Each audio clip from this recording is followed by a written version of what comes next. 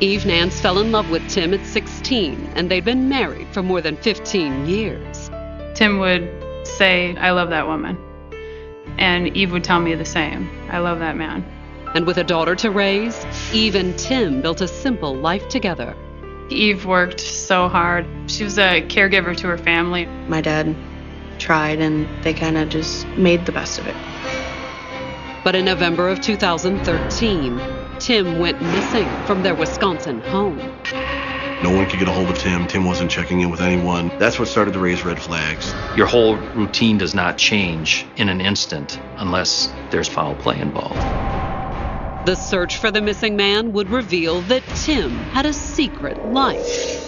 Sometimes he would go for a couple of days or a week. He said, "Oh, I'm just having my cake and eat it too." And his marriage to Eve wasn't what it seemed. The police were called to their house for domestic issues numerous times. My dad was the aggressor. Timothy had been threatened by Eve. And his disappearance left family, friends, and investigators wondering, had one of them finally gone too far? He had the gun. He was waving it around. I was just begging for him to just go. Just go. Fond du Lac, Wisconsin, November 5th, 2013. It was a quiet Tuesday in this town of 40,000, an hour north of Milwaukee. Fond du Lac is your all-American, all-Wisconsin city. It's beautiful, and it's a good place to raise your family. Fond du Lac is very boring. It's very slow. Nothing really much happens, not really much to do. But that Tuesday, the small town's police department would suddenly have a mystery on their hands. A 37-year-old Fond du Lac resident named Eve Nance called in and reported her husband, Tim, missing. No one could get a hold of Tim. Tim wasn't checking in with anyone, not only Eve, but his friends either. And 37-year-old Tim Nance had a lot of friends in Fond du Lac. Everybody knew who he was. He had a big smile. He talked a lot and had a million stories to tell. Eve told the police she'd last seen Tim on Friday night. Not seeing Tim for a couple of days wasn't the most abnormal thing. When he wanted to do his own thing, he would go do his own thing. However, according to Eve, Tim typically kept in touch while he was away, but not this time. It was very unusual for nobody to hear from Tim all weekend long. Even more unusual, Eve said he wasn't answering his phone either. She seemed very worried, a little aggravated that he wasn't returning her calls. And when he didn't come home on Monday or Tuesday, Eve said she'd really begun to worry. That's what started to raise red flags, that maybe he wasn't just out having a good time. So Eve had decided to call the police. She seemed genuinely upset and confused as to where he was. But in the days ahead, the authorities would be wondering, was her confusion genuine? Or did Eve know exactly where her husband was?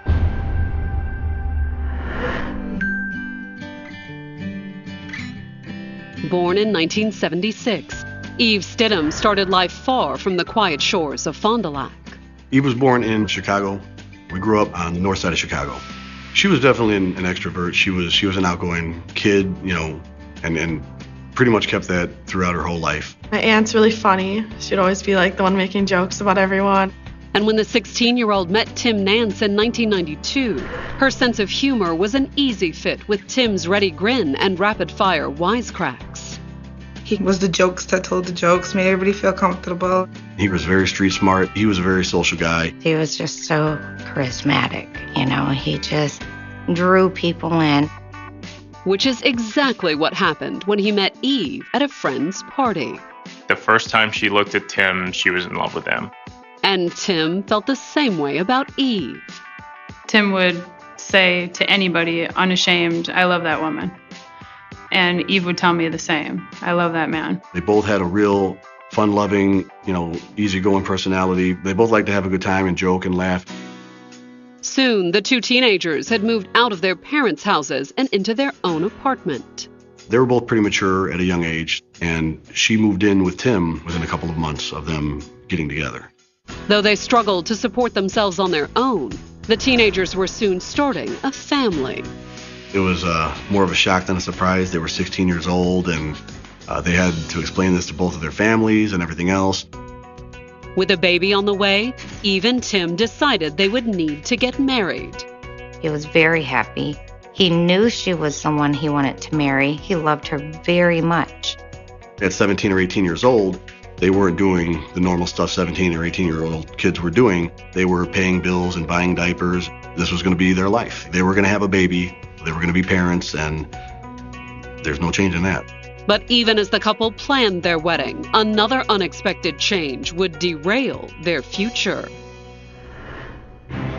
In August of 1994, Tim was at home one afternoon when he heard Eve, 9 months pregnant with their daughter Tamika, screaming on the sidewalk outside their apartment. Someone was assaulting Eve. Tim came out there with a pistol, and while threatening the guy and getting him away from Eve, Tim shot him in the foot. The wound wasn't fatal, but despite the fact that he'd been trying to protect Eve and their unborn child, the police placed Tim under arrest, and the trauma of seeing him hauled off in handcuffs was enough to send Eve into labor. He went to jail the day that Tamika was born. Tim spent nearly a year in jail on assault charges. But Eve stayed in touch with her fiancé and brought their daughter along on every visit to the jail.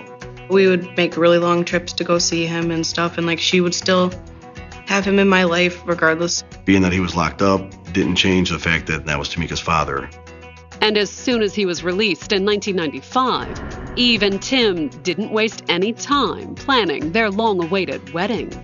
The day he got released from jail, on the way home from picking him up, they stopped at the courthouse and got married. Tim and Eve settled into married life, and a few years later, the family moved to Fond du Lac, Wisconsin. She wanted to raise her kid in a safe environment. And the cost of living was lower too. We moved up here pretty much to better ourselves and better life.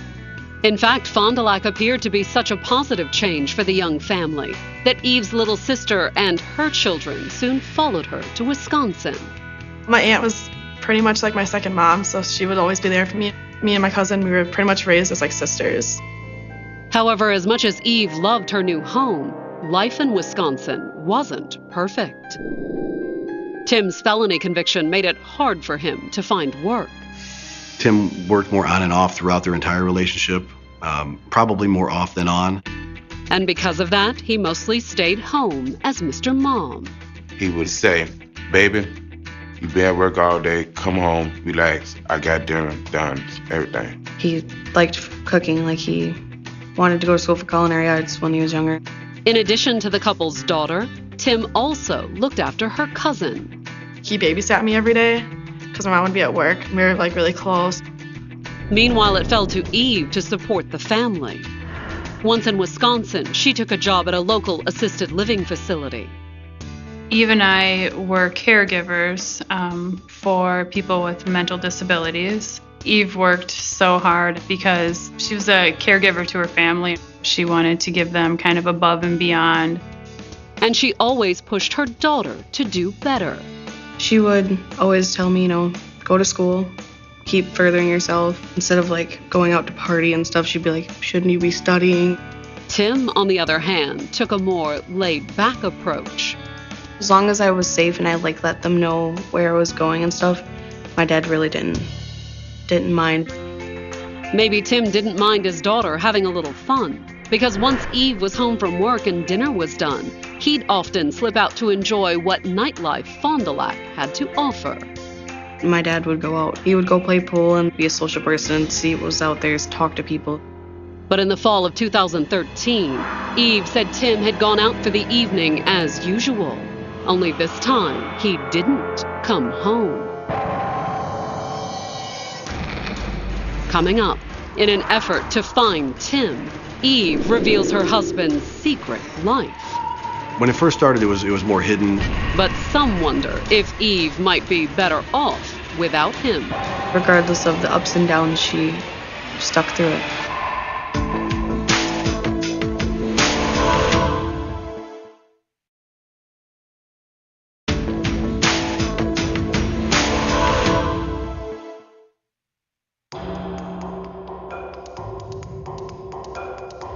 On Tuesday, November 5th, 2013, 37-year-old Eve Nance called the police in Fond du Lac, Wisconsin, and said that her husband, Tim Nance, had been missing since Friday. At first I thought that he was off doing his own thing and just didn't want to be bothered right now, and which wasn't uncommon. Because after devoting all week to taking care of the kids, the weekend was Tim's time. He liked to go out. He liked to hang with his friends. But according to Eve, she hadn't been able to get in touch with him all weekend.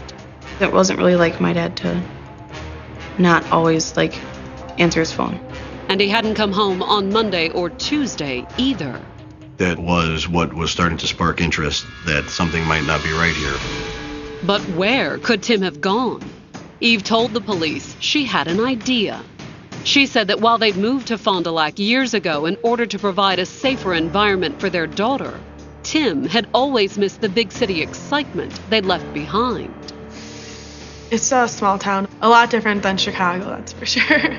But with Chicago a full 3 hours away, Eve told the police that Tim typically had to satisfy his big city cravings in Milwaukee instead, a mere hour away. That's a little bit more who he was, so that's kind of where he liked to spend his time. But according to Eve, Tim's trips to Milwaukee were for more than just hanging out and playing pool. She said he was on the hunt for drugs. Eve told the missing persons investigator it all started as a result of Tim's old assault conviction, a felony on his record that made it hard for him to find steady work. Her husband didn't put a lot on the table and was unemployed a lot. They were kind of struggling up in Fond du Lac. And with Tim often out of work, Eve had been forced to make up the difference. She was the family breadwinner. She was the one who really was supporting her child. My mom worked a lot and my dad tried, and they kind of just made the best of it. So Tim tried to help out, finding ways to earn a little extra money. He had to make a hustle any way he could. So he went out and did his little hustling for his family. Although according to Eve, Tim's hustling essentially amounted to one thing. She said he was this drug addict and this drug dealer. But over time, according to Eve, he'd begun to sample more than he sold. We did know that he was kind of into drugs. And according to Eve, that meant that she'd ended up supporting the family and her husband's drug habit. She was hardworking, always provided for everyone, and my dad kind of used that to his advantage. If you've got someone else that's taking care of that aspect a little bit, well, then you're a little more free to do the funner things in life. And according to Eve, Tim's fun extended to more than just drugs. He had other women or saw other women on the side. He wasn't 100% about me and my mom. He kind of led a double life. Eve wasn't sure exactly when her husband had begun cheating on her. When it first started, it was more hidden, a little more, the stereotypical cheating where you're sneaking around and things like that. But Eve said that as the years passed, Tim's cheating had become more blatant. Sometimes he would go for a couple of days or a week and stay with a girlfriend and then come back home again. Eve said that as Tim's cheating became obvious, friends and family had begged her to leave him. I did ask her, how could you stay in a relationship like this? She told me that she would rather have some of Tim's time than none of it at all. After all, Eve had been in love with him since she was 16. My mom was very committed in the relationship. She never really thought about leaving him. Regardless of the ups and downs, she stuck through it. Although she didn't always accept it. Talking to the police, Eve admitted that she and Tim had often fought over the years. He wasn't always there like he should be, as supportive as he could have been, and that's when fights and stuff would happen. In fact, according to Eve, she and Tim had been fighting the last time she saw him. They had gotten in an argument Friday night, and he left, and she thinks he went to Milwaukee. That, in and of itself, wasn't too unusual, according to Eve. People can go cool off, leave for a couple days. And at first, Eve said she hadn't been too worried, and those who knew Tim felt the same way. At first, I didn't think anything of it at all. I thought that he was off doing his own thing. It wasn't too alarming to me, really. I figured he would show up. But after he failed to come home on Tuesday, Eve had decided to call the police. She stated that he had a drug problem and he may have relapsed. So she was reporting him missing at that time. As a theory, it sounded plausible to the police. Tim had a history of multiple drug offenses. Tim's record may have made Eve's claim that he'd gone off on a so-called drug binge seem credible. But when the investigators talked to Tim's friends, they told police a very different story about Tim's involvement with drugs. He, at one point, dealt a little weed. He wasn't a hardcore heroin dealer. He went to Milwaukee on a drug binge, is what she said. But he didn't do drugs like that, so that wasn't true. And while Tim's friends admitted he was unfaithful, they told the investigators that was because Eve had pushed him away. She was very controlling. Everything's got to be her way. She always degraded him, and she used to say little things like to make herself feel like she was a better person. And in his friend's version, it was Tim, not Eve, who'd suffered in silence. Several witnesses report that Timothy was not happy in his relationship with Eve. Was Tim simply taking a break from his troubled marriage? Was it possible he had gone to Milwaukee, as Eve suggested? Hoping for some confirmation, the investigators contacted Tim's cell phone provider. A cell phone signal will ping off of 3 different towers, and it'll give you an idea of the location as to where the cell phone was last used or where it's being used currently. But when the investigators pulled his cell phone records, they made a troubling discovery. There was no cell phone activity. What could explain Tim's silence? Was it possible he'd been in an accident? Or perhaps had an overdose, as his wife suggested? They start to check hospitals in case, something happened. But there was no sign of Tim. As the days continued to pass with no word from the missing man, his friends and family really started to worry. Everyone kind of went from thinking, well, this is something that's happened before, to, okay, now maybe we should start being concerned that something's wrong. So even as the police launched an official investigation, Tim's family and friends had begun their own search. We started making posters, me and my sisters went and copied posters and took them around, asking people if they've seen him and stuff. And despite a sometimes troubled relationship, it appeared that no one wanted to find Tim more than Eve. She was right there alongside of them, doing candlelight vigils and making posters and putting up flyers and searching. Tim was, I believe, the only man she ever loved in her entire life. But would Eve and Tim ever be reunited? On November 13th, with the official search for Tim in its second week, the authorities made an appeal to the public for help. They put out a new press release asking for help from hunters. It might have seemed like a logical request. If you've ever been to Wisconsin and during hunting season, there are thousands and thousands of people who go into the woods, and a hunter could help them find the person who was missing. However, while the police didn't come right out and say it, the press suspected that asking hunters to scour the winter woods for a man who'd been missing almost 2 weeks signaled an unspoken shift in the investigation. This was a game changer. You're not just looking for an individual, but pretty sure that the individual you're looking for is no longer alive. Coming up, could Eve be responsible for Tim's disappearance? Witnesses had reported a couple incidences in which Timothy had been threatened by Eve. And if so, can the investigators prove it? Am I being charged with something here?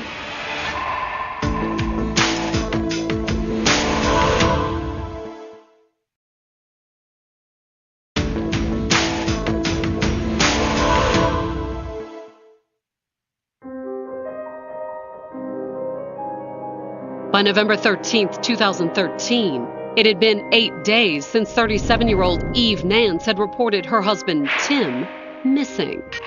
And it had been almost 2 weeks since she said he'd walked out of their Fond du Lac, Wisconsin home after an argument and simply disappeared.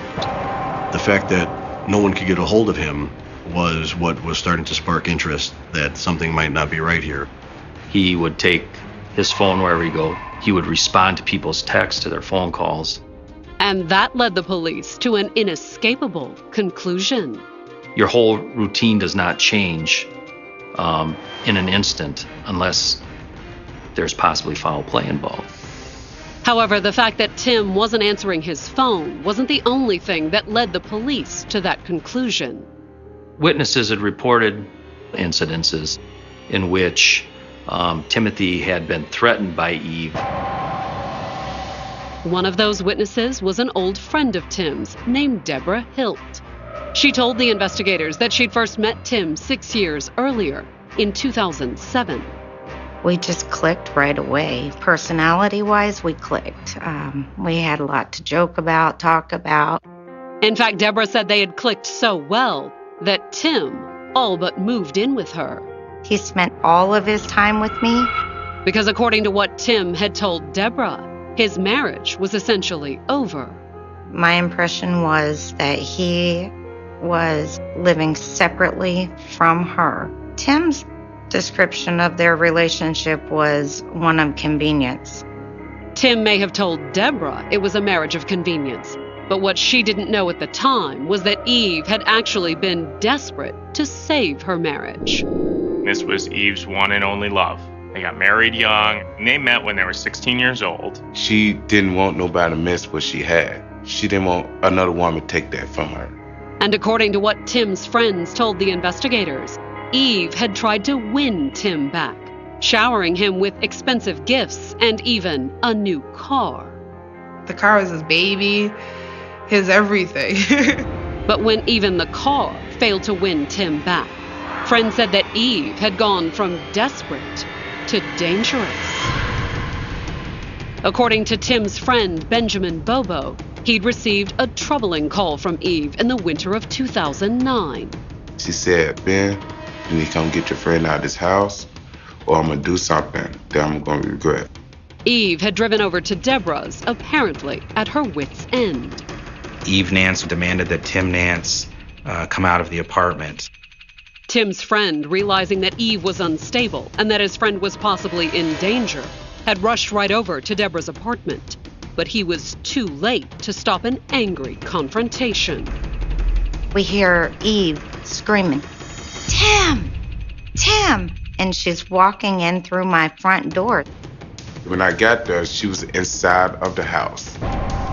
Deborah says that when he heard Eve screaming his name, Tim had rushed out of the bedroom to confront his wife. She's at the bottom of the stairs and she's got a gun. A gun she was prepared to use, according to Deborah. She had declared to him, I'll kill you. I will kill you. Luckily, Tim's friend intervened just in time. Ben was behind Eve, pulling her by her hand, telling her, let's go, you don't want to do this. I got out of the house. Tim came down, he talked to him. I went back and talked to Tim's girlfriend, like, it's going to be okay. They just needed to talk. Tim had managed to calm his wife down, and the potentially deadly confrontation came to an end.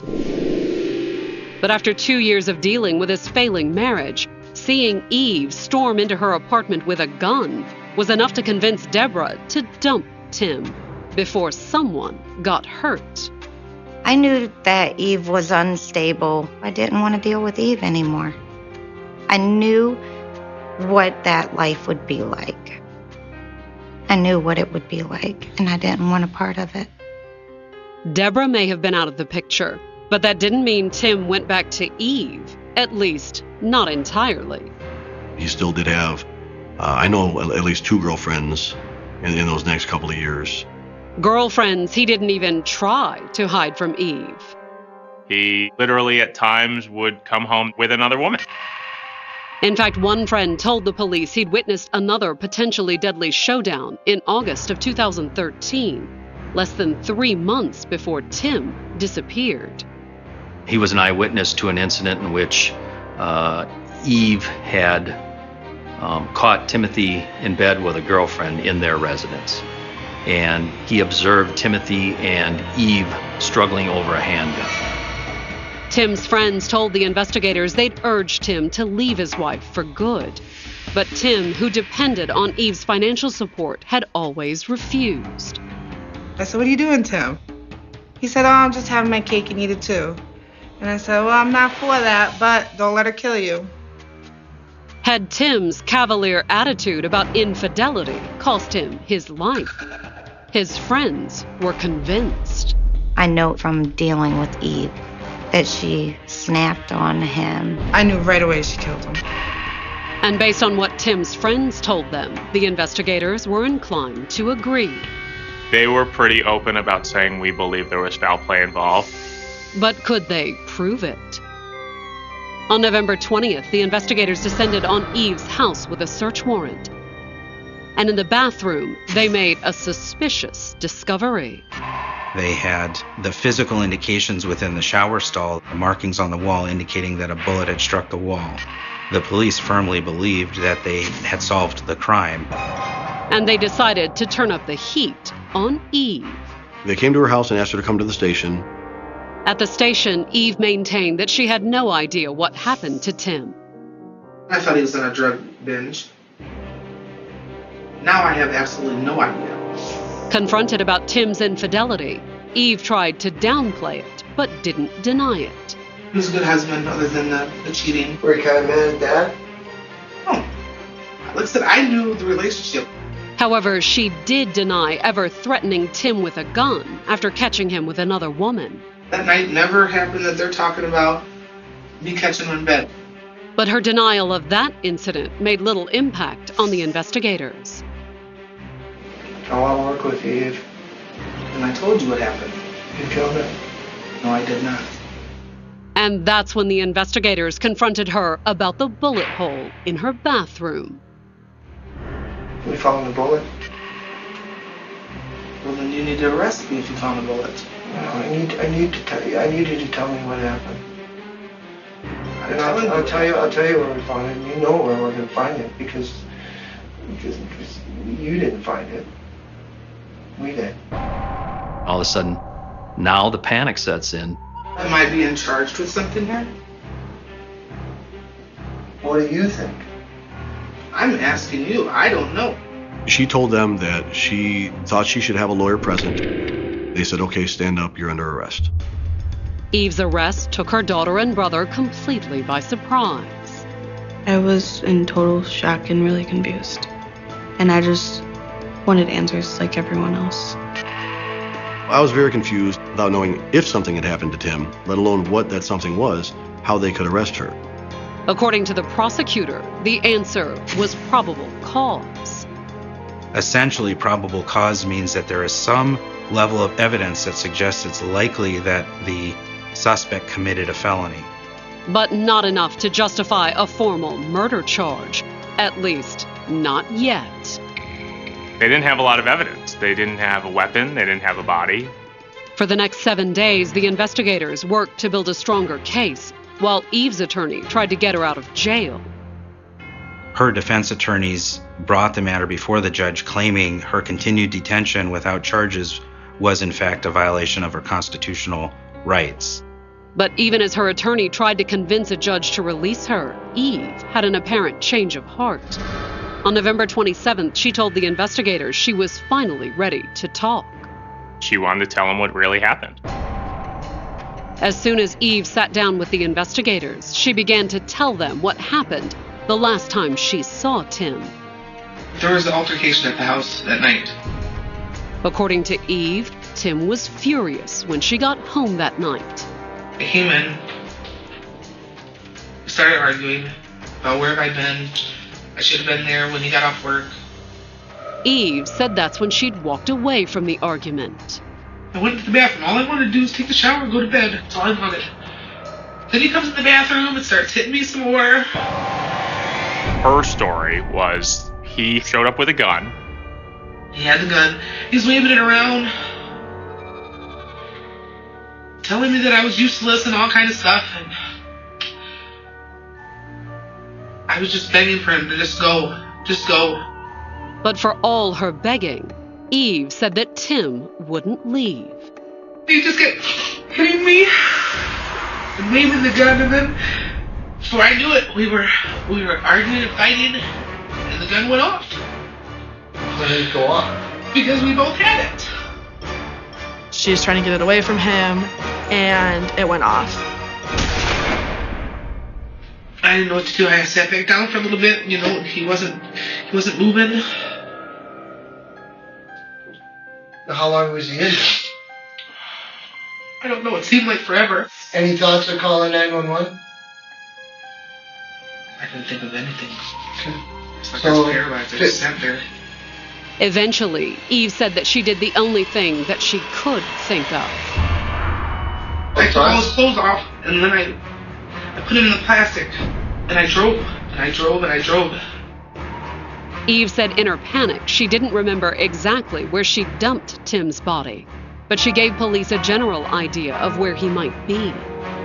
I was down this like half a street, and there was one of those cement things.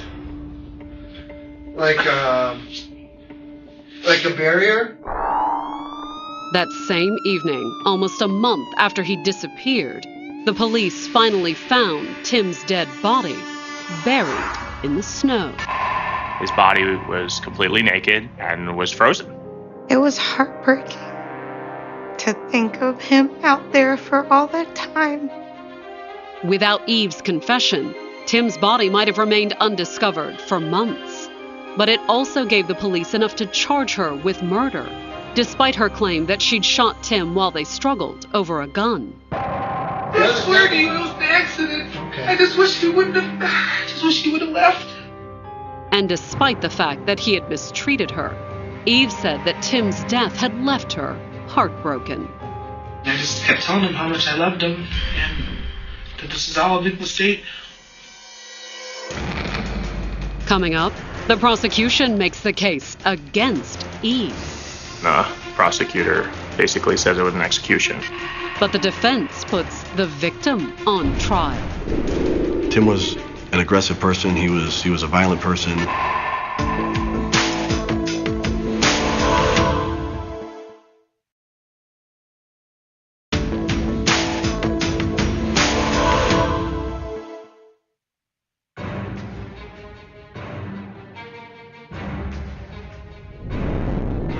On January 20th, 2016, 39-year-old Eve Nance stood trial in Fond du Lac, Wisconsin.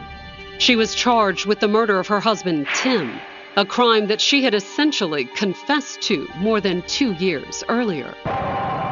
Detectives with the City of Fond du Lac Police Department received information from Eve Nance indicating that she had been involved in an altercation with her husband at their 10th Street home, that a gun had been fired, and that it resulted in the death of Mr. Nance. The person who was most helpful closing this case was Eve Nance herself. I'm not sure where investigators would be if they didn't have help from Eve. Although at the time of her confession, Eve claimed that the shooting had occurred during a struggle. Her story is that Tim had pulled out a gun.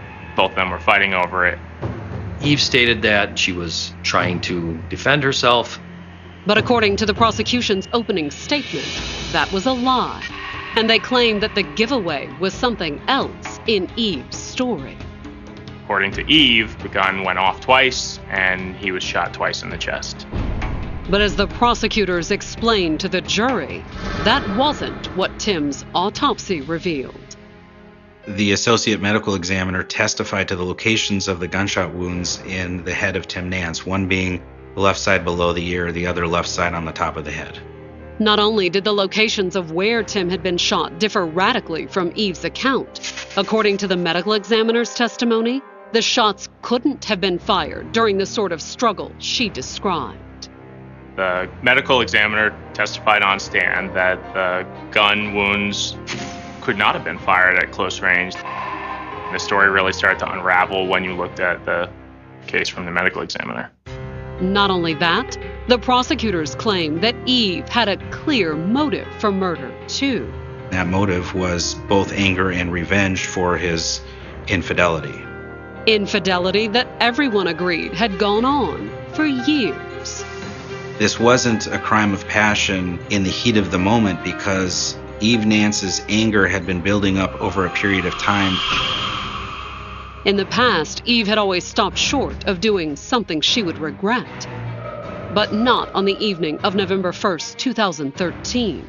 According to the prosecutors, that night, Eve had finally had enough. Prosecutors argued that this was no accident, that Tim was taking a shower and getting ready to go out for the evening. And Eve, fed up with her husband's infidelity, had stepped into the bathroom and finally made good on years of threats.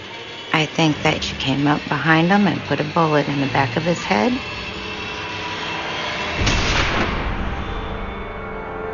Prosecutor basically says it was an execution.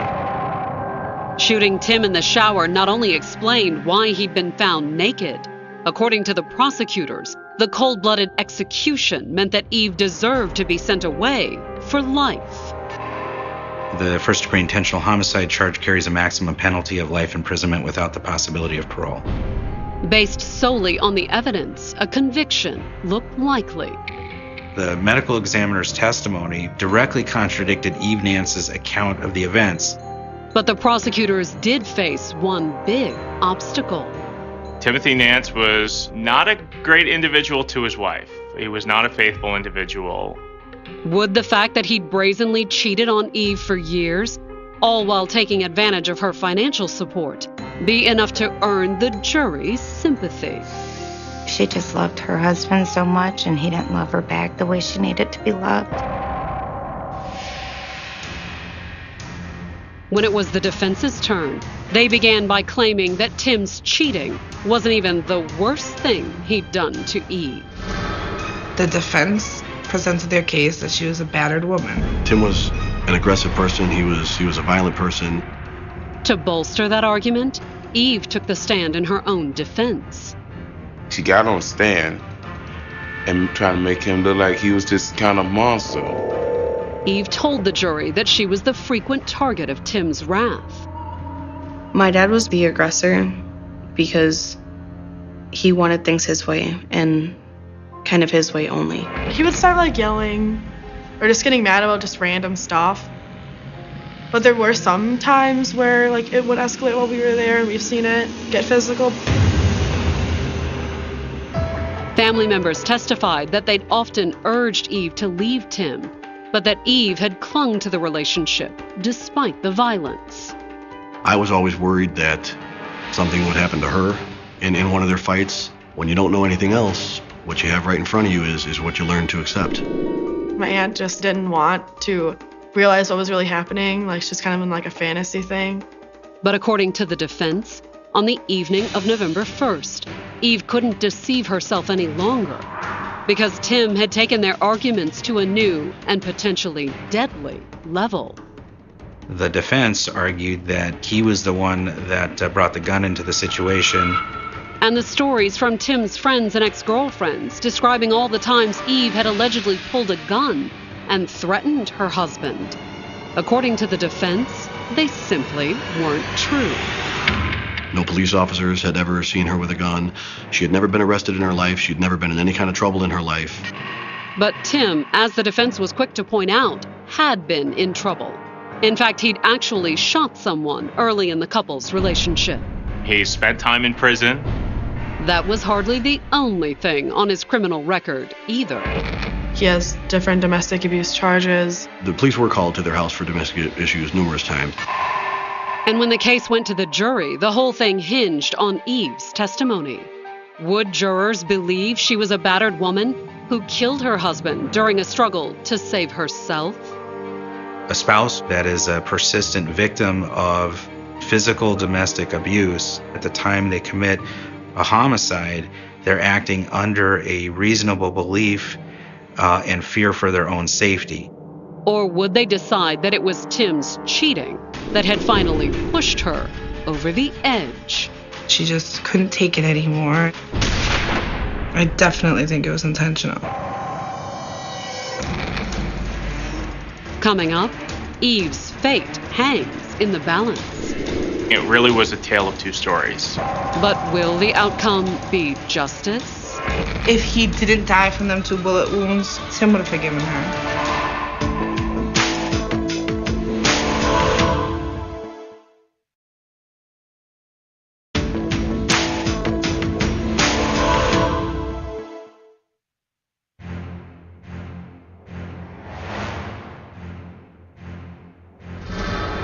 On January 29, 2016, the jury announced it had reached a verdict in the murder trial of 39-year-old Eve Nance. She was accused of killing her husband, Tim, as revenge for years of adultery. Prosecutors argued that Eve came in and point blank shot him, basically execution style. But the defense said that Eve, not Tim, was the true victim. According to Eve and her lawyers, the shooting was merely the last incident in a long string of abuse that she'd suffered at her husband's hands. Her defense was that they had an argument that turned into a physical fight. There was a struggle over a gun, and the gun accidentally went off. But which version of events would the jury believe? It really was a tale of two stories. After just 2 hours of deliberations, the jury had reached its decision. The verdict came back guilty. Eve was stunned by the outcome. She was very sad. She couldn't believe that it only took them a couple of hours to convict her. Eve's family and friends couldn't believe it either. People that really do know Eve and Tim know that they loved each other. In fact, at her sentencing on May 27th, many of Eve's friends said just that when they spoke on her behalf. She cried a little bit, and you could tell that she was touched. And when it was Eve's turn, she begged the court for mercy. She said, all I can hope is that I would have the opportunity to have parole. In a surprising twist, many of Tim's friends, including his ex-girlfriend, agreed that Eve didn't deserve life in prison. Even I don't want to see her there because I don't believe that Tim would want that. If he didn't die from them 2 bullet wounds, Tim would have forgiven her. But would the judge be as forgiving? She was given 25 years to life in prison with the possibility of parole. His exact words were that this was not a planned crime, and it was a crime of passion. And when it came to the possibility of Eve getting out of prison early, he felt that a certain amount of leniency was justified, given the circumstances. I know what it feels like to love someone and lose control over your situation. Love can make you put up with things that you would not expect, and love can make you possibly do things you would regret. Utah 1989 cold case solved. One overlooked detail exposes suspect. The winter wind had been screaming through the empty streets of a small Utah town for 3 decades, carrying with it a question that refused to disappear. What happened on that cold night in 1989? For years, the answer remained buried beneath forgotten evidence boxes, fading memories, and a case file that investigators once feared would never be opened again. A young woman vanished without warning. A community was left searching for answers. And somewhere in the shadows, a secret was kept alive for decades.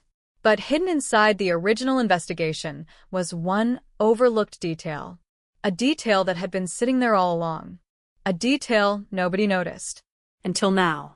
It was January 14th, 1989, when the quiet mountain community of Cedar Ridge, Utah, woke up to a nightmare that would change the town forever. The snow had covered the roads overnight, turning familiar streets into frozen pathways of silence. The kind of morning where every sound seemed distant. Every movement seemed slow. 23-year-old Emily Carter was supposed to arrive home before midnight. She never did. Emily was known throughout the town as someone who brought warmth wherever she went. She worked at a small local bookstore near the downtown district and was preparing to begin a new chapter in her life. Friends described her as ambitious, independent, and full of plans. She had recently enrolled in evening classes, hoping to eventually become a teacher. She spent weekends hiking through Utah's rugged landscapes, photographing abandoned buildings and forgotten places. She was the kind of person who noticed details others ignored. A person who remembered everything. But on that freezing night, Emily disappeared. The last confirmed sighting came shortly after 10:30 p.m. A customer at the bookstore remembered seeing her lock the front door after closing. A neighbor across the street recalled watching Emily walk toward her car, carrying a small bag and a stack of books. Then she was gone. Her vehicle was found the next morning less than 2 miles away from her apartment. The driver's side door was unlocked. The keys were missing. And inside the car was something investigators would later call the first sign that this was not a simple disappearance. Emily's personal notebook was sitting on the passenger seat. Open. The final page contained a handwritten sentence. Only 6 words. "Someone knows what I found." Those words immediately changed the direction of the investigation. At first, police believed Emily may have left voluntarily. Young adults disappeared before. Sometimes they started over somewhere else. Sometimes they avoided family and friends for personal reasons. But Emily's life did not match that theory. Her bank account was untouched. Her apartment remained exactly as she left it. Her clothes, photographs, and personal belongings were still there. Her family insisted something had happened. And they were right. Within hours, the Cedar Ridge Police Department launched one of the largest searches the county had ever seen. Volunteers walked through snowy fields. Officers searched abandoned structures. Helicopters flew above the surrounding mountains. Every road, every trail, every possible location. But Emily was nowhere. The investigation quickly became a race against time. Detectives began interviewing everyone connected to her life. Friends, co-workers, neighbors, former classmates. The questions were always the same. Who would want to hurt Emily Carter? And why? The first major lead came from a strange phone call. 3 days after Emily disappeared, the police station received an anonymous message. The caller claimed they had seen Emily arguing with someone outside the bookstore on the night she vanished. The caller refused to give a name. They refused to meet investigators. And before police could trace the call, the line went dead. The information was enough to reopen the timeline. Detectives discovered that a man had been parked near the bookstore shortly before closing time. Several witnesses remembered seeing a dark-colored pickup truck idling nearby, but nobody could identify the driver. The vehicle became the first major mystery in the case. Who was inside? And why was he watching Emily? Investigators spent weeks searching for answers. They collected fingerprints. They examined phone records. They followed hundreds of tips. But every path led to another dead end. The case slowly began to consume the town. Cedar Ridge was not a large city. People knew each other. They recognized familiar faces. They trusted their neighbors. That trust began to disappear. Parents stopped allowing their children to walk home alone. Residents checked their doors twice before going to sleep. The disappearance of Emily Carter became a permanent scar on the community. And as months turned into years, the case became colder. The evidence became older. The memories became weaker. By the early 1990s, investigators had reviewed thousands of pages of documents. They had interviewed dozens of people. They had searched locations that seemed impossible to ignore. Yet Emily remained missing. No suspect. No confession. No answers. The case officially became one of Utah's most haunting cold cases. But investigators never completely closed the file, because there was always something that bothered them. Something about the evidence. Something about the night Emily vanished. Detective Michael Reeves, one of the original investigators assigned to the case, continued reviewing the files long after the active investigation slowed down. Years later, he admitted there was one detail he could never forget. A small piece of evidence collected from Emily's car. A piece that seemed meaningless at the time. A small trace left behind. A mistake. A forgotten clue. In 1989, forensic technology was nowhere near what it would become decades later. DNA analysis was still developing. Many departments did not have the resources or equipment to fully examine biological evidence. Some evidence was stored. Some evidence was overlooked. And some evidence waited. Hidden. Silent. Patient. For nearly 30 years, the case remained frozen in time, until advancements in forensic science brought new attention to old investigations. Cold cases across the country were being reopened. Forgotten evidence was being tested again. Crimes once considered impossible to solve were suddenly producing answers. And in 2018, the Utah Cold Case Unit decided to take another look at Emily Carter's disappearance. The original investigators were gone or retired. The witnesses were older. Some had passed away, but the evidence remained. The new team started from the beginning. They rebuilt the timeline. They reviewed every interview. They studied every photograph. They searched through every piece of evidence collected in 1989. And then they found something hidden inside the original case file. A detail that had been overlooked for decades. A tiny piece of evidence that investigators in 1989 never realized could reveal the truth. It was not a dramatic discovery. It was not a hidden confession. It was not a secret document. It was something much smaller. Something almost invisible. A trace left behind by someone who believed they had gotten away forever. The forensic team carefully removed the old evidence from storage. The packaging was worn. The labels were faded.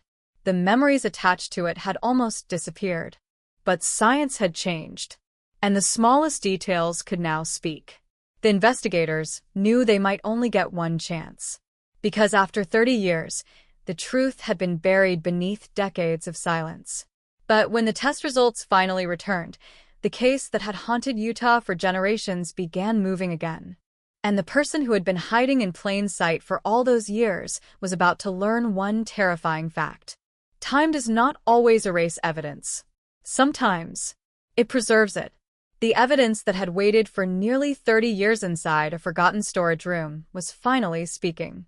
For decades, the case of Emily Carter had been nothing more than a painful memory. A name printed on missing person posters. A photograph that remained pinned to bulletin boards long after the paper had turned yellow. A question repeated by her family every year. Where did she go? Who took her? And why? But now, for the first time in years, investigators believed they were no longer chasing a ghost. They were chasing a person. The breakthrough began with a small item recovered from Emily's vehicle on that freezing morning in 1989. At the time, investigators had considered it insignificant. A simple piece of fabric. A tiny fragment found near the passenger seat. Something that appeared to have no connection to the disappearance. In 1989, it was placed into evidence. Then forgotten. The original detectives had examined the vehicle carefully. They searched for fingerprints. They collected possible traces. They photographed everything inside the car. But the technology of that era had limits.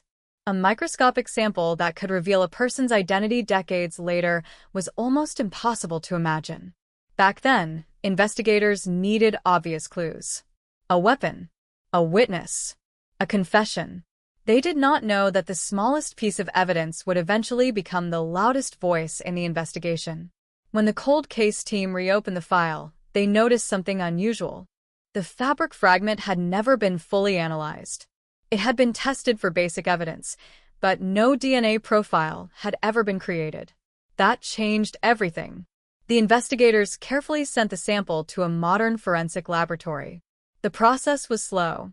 Every step had to be handled with extreme caution. After 30 years, contamination was a major concern.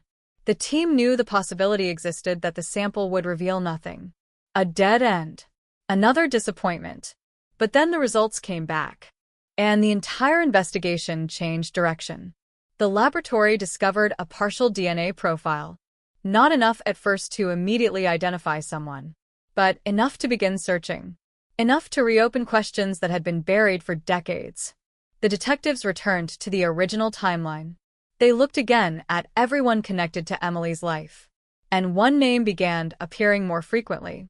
A person who had been interviewed in 1989. A person who had never been considered a serious suspect. A person who had remained just close enough to the investigation to know what police knew, but far enough away to avoid attention. His name was Daniel Mercer. In 1989, Mercer was 31 years old. He worked as a mechanic at a repair shop outside Cedar Ridge. At the time of Emily's disappearance, he told investigators he barely knew her. He claimed he had only spoken with her a few times when she brought her car in for minor repairs. Nothing unusual. Nothing suspicious. Detectives originally accepted his explanation. There was no physical evidence connecting him to the disappearance. No witness placed him with Emily. No clear motive. No reason to focus on him. But the reopened investigation revealed something that had been missed. Daniel Mercer hat liet. Not about everything. Only one detail. But it was enough. Investigators discovered that Mercer had known far more about Emily's life than he admitted. He knew where she worked. He knew her schedule. He knew she often stayed late at the bookstore. And according to old records, he had contacted her several times during the weeks before she vanished. Those calls had never been considered suspicious in 1989. At the time, phone records were incomplete. Tracking communication patterns was much more difficult. But decades later, digital databases allowed investigators to reconstruct the past. The picture became clearer. Emily had not been randomly targeted. Someone had been watching her. Someone had been learning her routine. And someone had been waiting. The cold case team interviewed Mercer again. At first, he appeared calm, confident. He was older now. Gray hair. Slower movements. A man who had spent decades believing the past was behind him. When detectives mentioned the DNA evidence, his expression changed. Only for a moment. But they noticed. The investigators asked him simple questions. Where was he on the night Emily disappeared? Did he remember seeing her? Did he know anything about the truck witnesses reported near the bookstore? Mercer repeated his old story. He said he had nothing to do with Emily's disappearance. He said he had already answered these questions 30 years earlier. But investigators were no longer relying only on his words. They were looking at the evidence. And the evidence was leading them somewhere unexpected. The dark pickup truck. The anonymous phone call. The strange notebook entry. The missing keys. The fabric fragment. Suddenly, the old clues were no longer separate pieces. They were connected. The investigation revealed that Mercer owned a dark-colored pickup truck in 1989. The same type of vehicle witnesses described outside the bookstore. At the time, police had known about the truck. But dozens of similar vehicles existed in the area. It was never enough to make an arrest. Now, combined with the DNA evidence, it became another piece of the puzzle. But there was still one problem. The DNA match was incomplete. Investigators needed more. They needed a confirmed sample directly connected to Mercer. So they began surveillance. They watched him. They followed his movements. They waited. Not because they wanted to prove a theory. Because they needed the truth. And after weeks of observation, they got their chance. A discarded coffee cup. A small object thrown away without a second thought. To most people, it was garbage. To investigators, it was evidence. The forensic team recovered the item and compared the DNA. The results were overwhelming. The profile matched. The man who had once been considered only a witness was now the center of the investigation. After 30 years, detectives finally had what they needed. But the discovery created another question. If Daniel Mercer was responsible, what happened to Emily Carter? Because finding the person connected to the evidence was only the beginning. The most important mystery remained unsolved. Where was Emily? The investigators returned to Cedar Ridge. They searched locations connected to Mercer. Old properties. Former workplaces. Areas he had access to in 1989. They looked beneath the surface of places that had never been considered important. And slowly, another disturbing pattern emerged. Mercer had moved several times after Emily disappeared. He changed jobs. He left the area. He started a new life hundreds of miles away. A life built on the belief that nobody would ever uncover what happened. But the cold case investigation was breaking apart that illusion. Every year, he had spent hiding. Every birthday. Every holiday. Every normal day. The evidence had been waiting. The investigators began preparing for the moment they would confront him. But before they could make an arrest, they needed one final piece. A confession. Or the discovery of what happened to Emily Carter. Because after 30 years of silence, the family deserved more than a suspect. They deserved answers. And deep beneath the Utah landscape, investigators believed those answers were still waiting. The forgotten detail had exposed the suspect. Now they had to uncover the truth that had been buried with it. For 30 years, Daniel Mercer had lived with a secret hidden behind ordinary routines.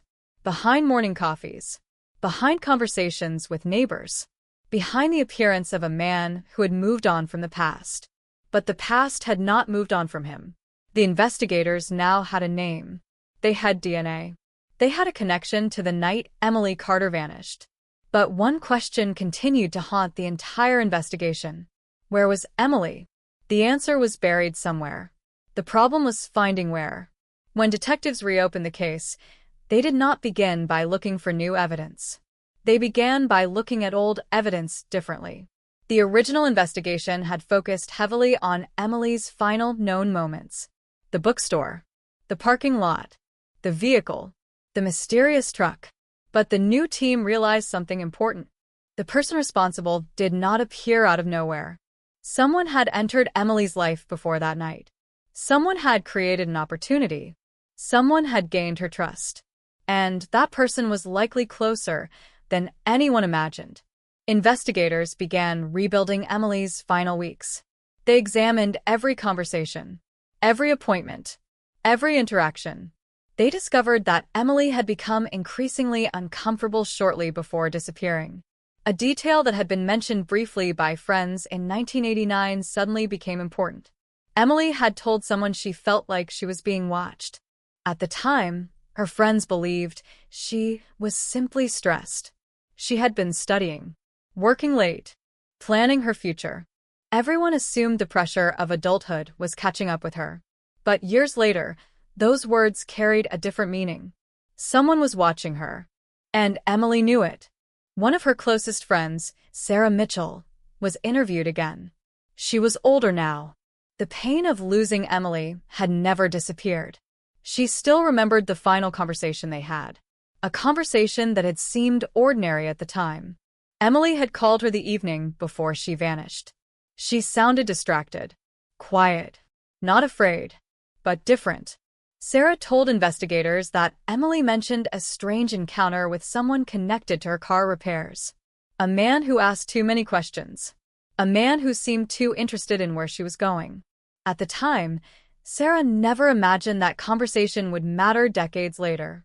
But now investigators were listening carefully, because that description matched Daniel Mercer, the man who claimed he barely knew Emily, the man whose DNA had been found. The man who had spent 30 years denying any involvement. Detectives searched deeper into Mercer's history. They discovered that after Emily disappeared, he left Cedar Ridge within months. He claimed it was for work, a normal career decision.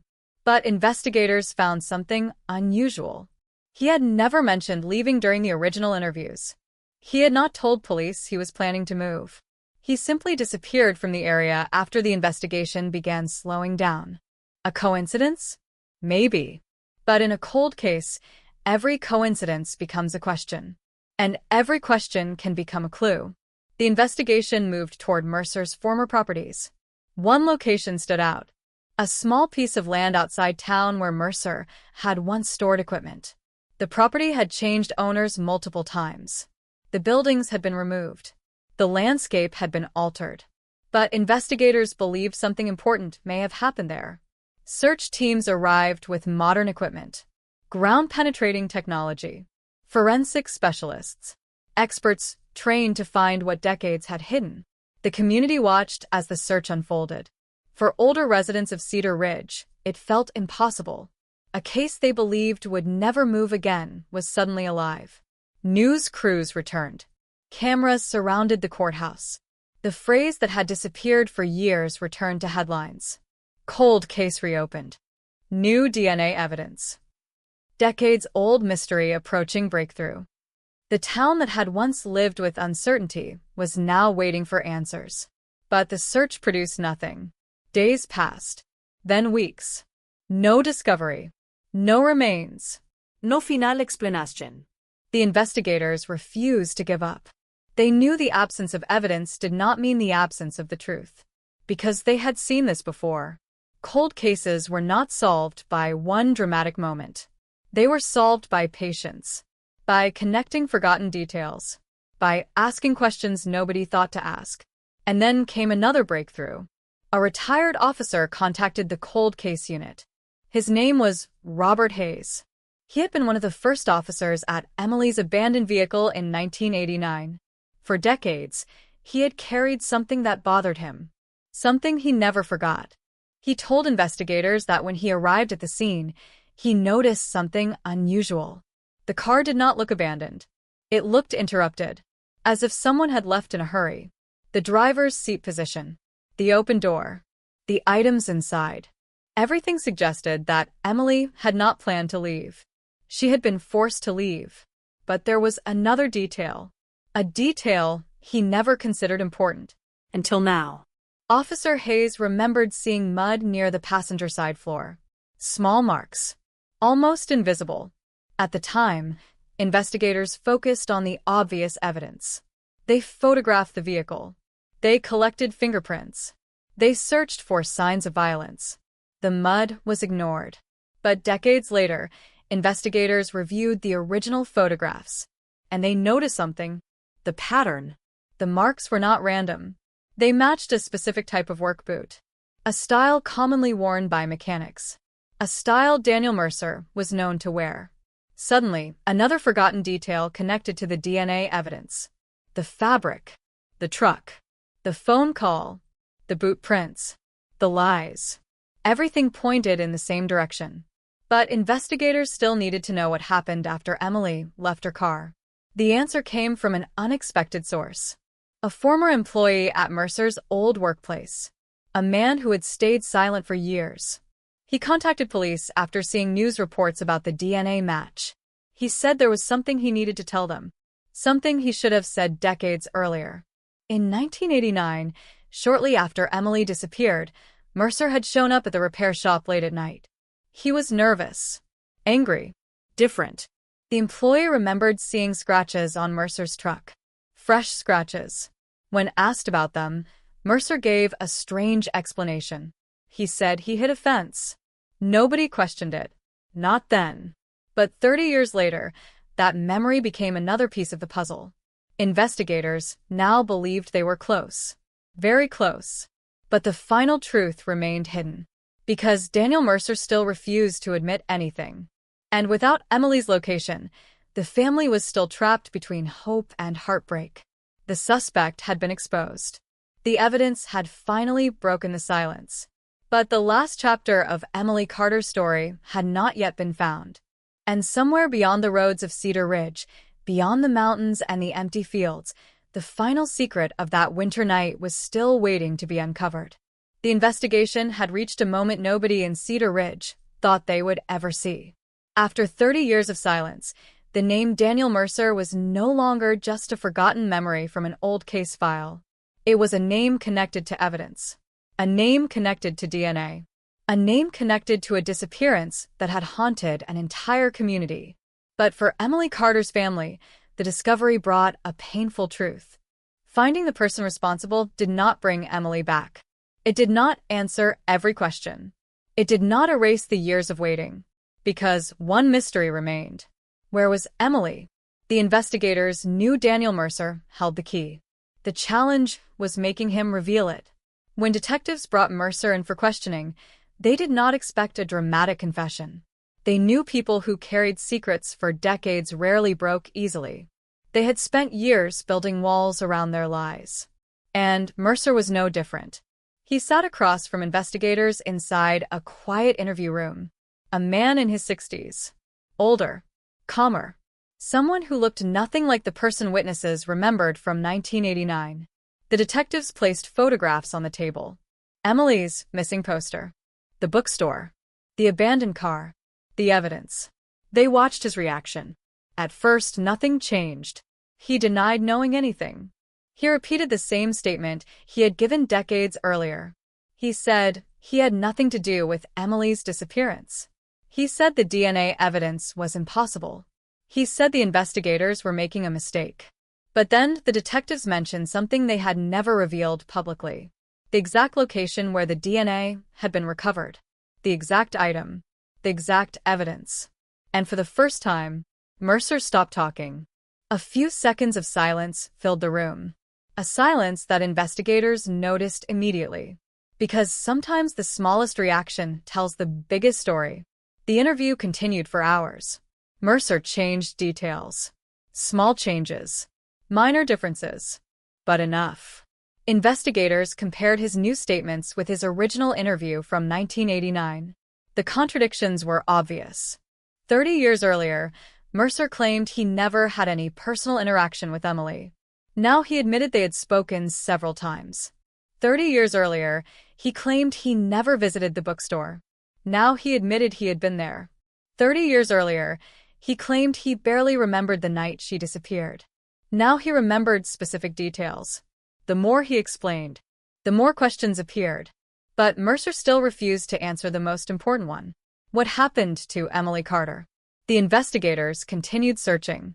They examined every location connected to Mercer. They reviewed property records. They studied old maps. They looked at places that had changed over time. Because they understood something important. A person can hide evidence, but they cannot erase history. Every place has a memory. Every road. Every building. Every piece of land. And somewhere they believed the truth was waiting.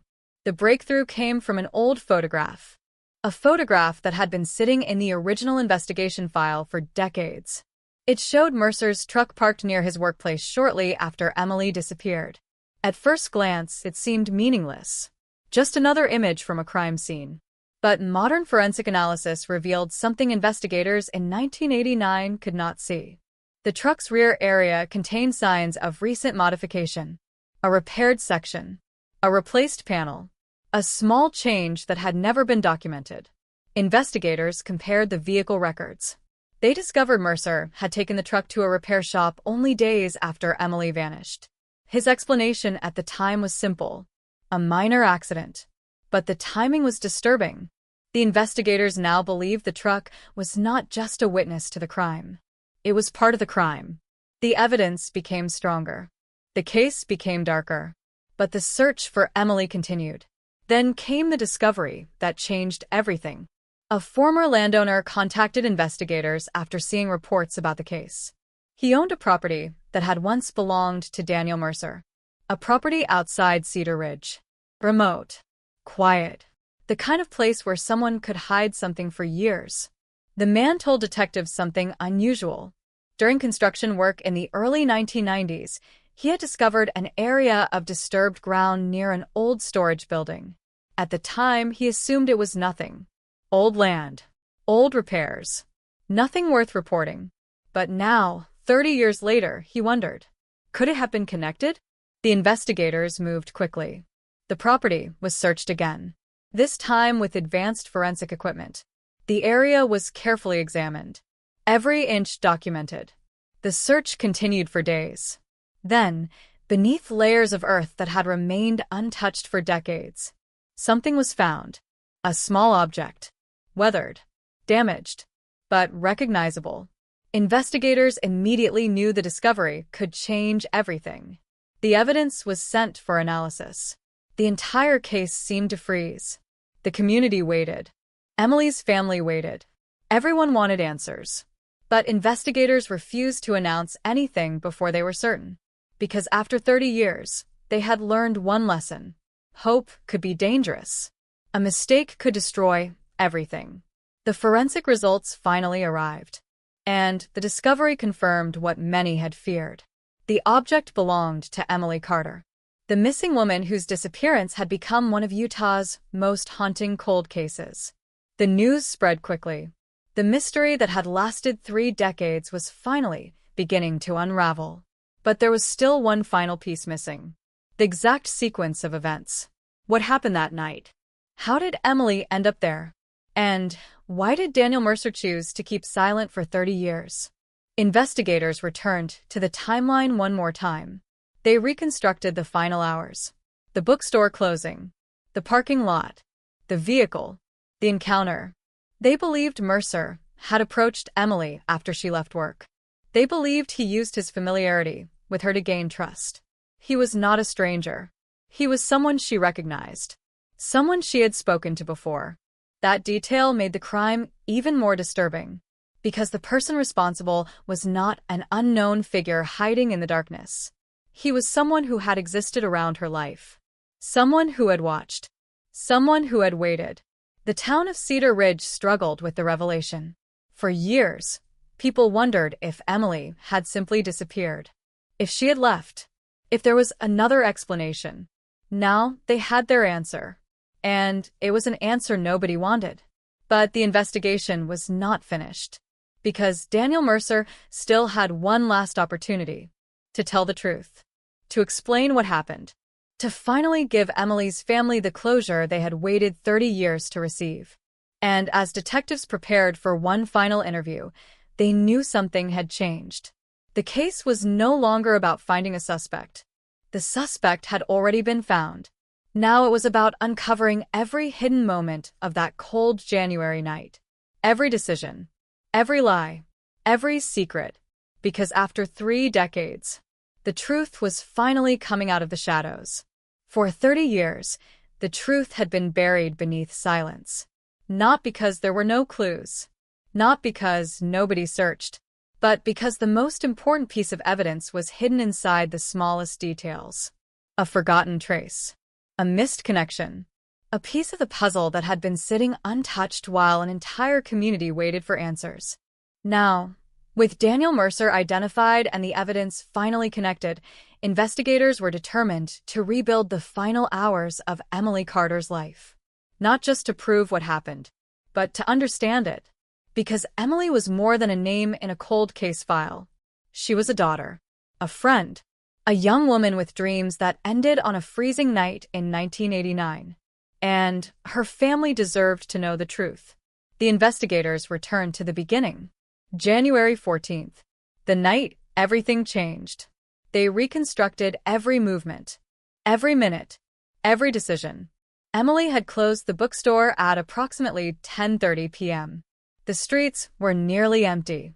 Snow covered the sidewalks. Most businesses had already shut down. The town was quiet, almost completely silent. That silence became one of the most important details, because investigators believed whoever approached Emily chose that moment carefully. A time when fewer people were watching. A time when help was farther away. A time when the darkness created opportunity. The question remained, why Emily? The answer came from examining Daniel Mercer's connection to her.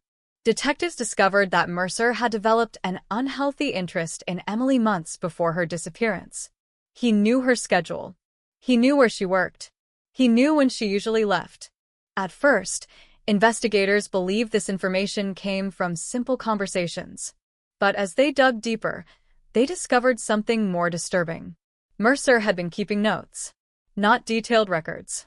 Not obvious plans. Just small observations. Dates. Times. Places. Tiny pieces of information that revealed he had been paying attention. Too much attention. The discovery changed how investigators viewed the entire case. Emily had not vanished randomly. This was not a sudden act of violence. This was something that had been building. Something that had been hidden beneath normal interactions. The man Emily thought was simply someone she knew from around town had been watching her life from a distance. And that realization shocked everyone involved. Because the most terrifying suspects are not always strangers. Sometimes they are familiar faces. People who blend into everyday life. People nobody thinks to question. As investigators continued examining Mercer's background, they uncovered another disturbing detail. Shortly before Emily disappeared, Mercer had asked coworkers unusual questions. He wanted to know if Emily was dating anyone, if she planned to move, if she had family nearby. At the time, nobody saw those questions as dangerous. They seemed like casual conversation. But decades later, they looked different. They looked like preparation. The evidence against Mercer continued growing. But investigators still needed to understand the moments immediately after Emily disappeared. The abandoned vehicle remained the center of the mystery. Why leave the car there? Why take the keys? Why leave behind her notebook?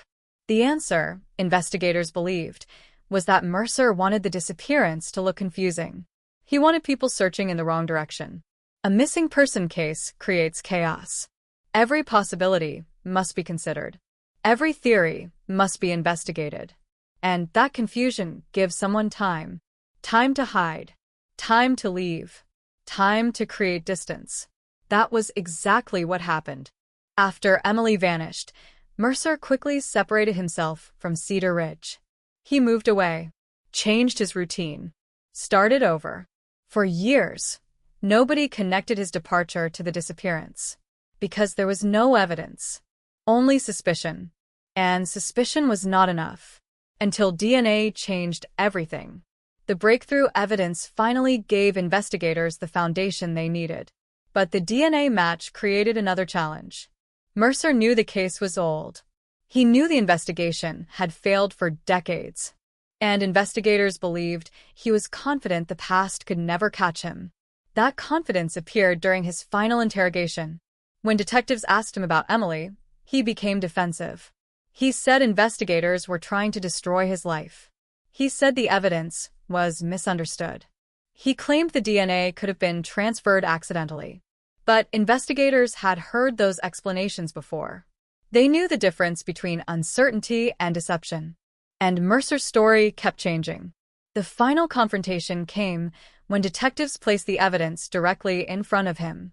The DNA, the vehicle records, the witness statements, the forgotten details from 1989. One by one, they removed every escape route. For the first time in 30 years, Mercer had nowhere left to hide. But even then, he refused to fully admit what happened. He remained silent about the exact events of that night. He refused to explain why Emily disappeared. He refused to provide the final answers her family had waited decades to hear. The investigators knew they might never get a complete confession. But they had something more powerful. The truth revealed through evidence. The truth revealed through science. The truth revealed through a detail everyone ignored. The arrest of Daniel Mercer sent shockwaves through Utah. News organizations across the country reported the case. A decades-old cold case solved.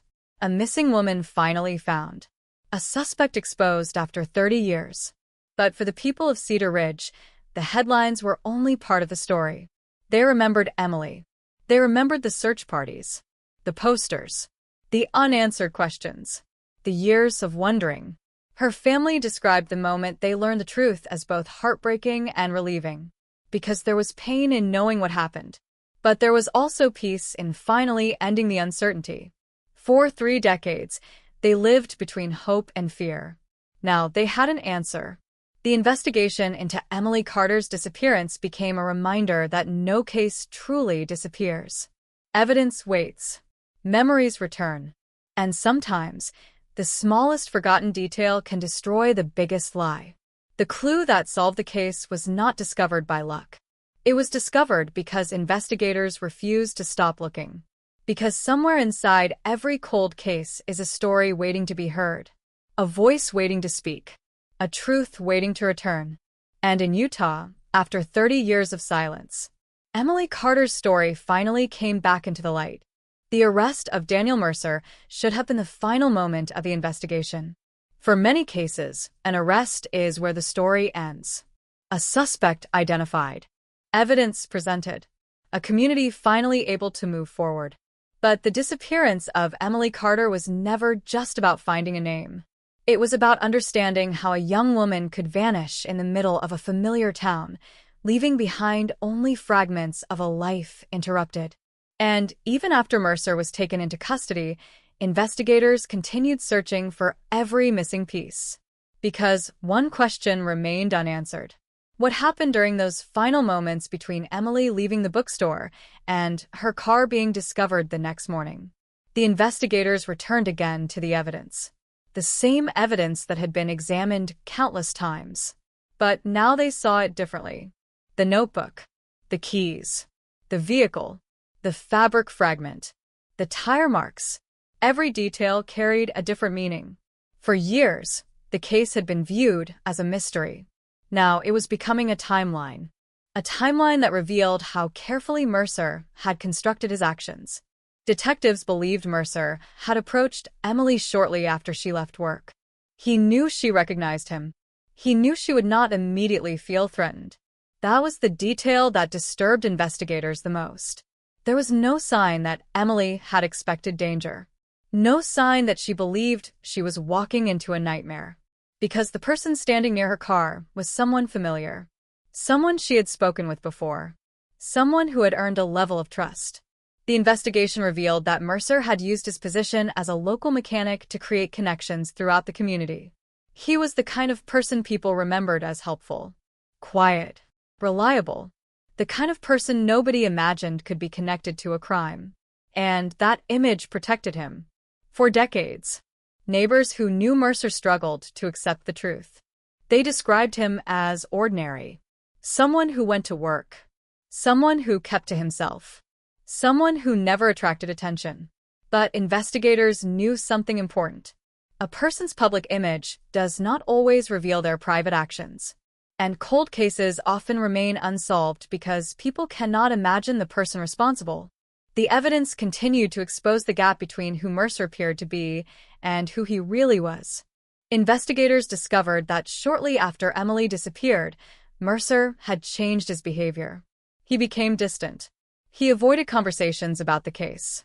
He stopped spending time in places where people might ask questions.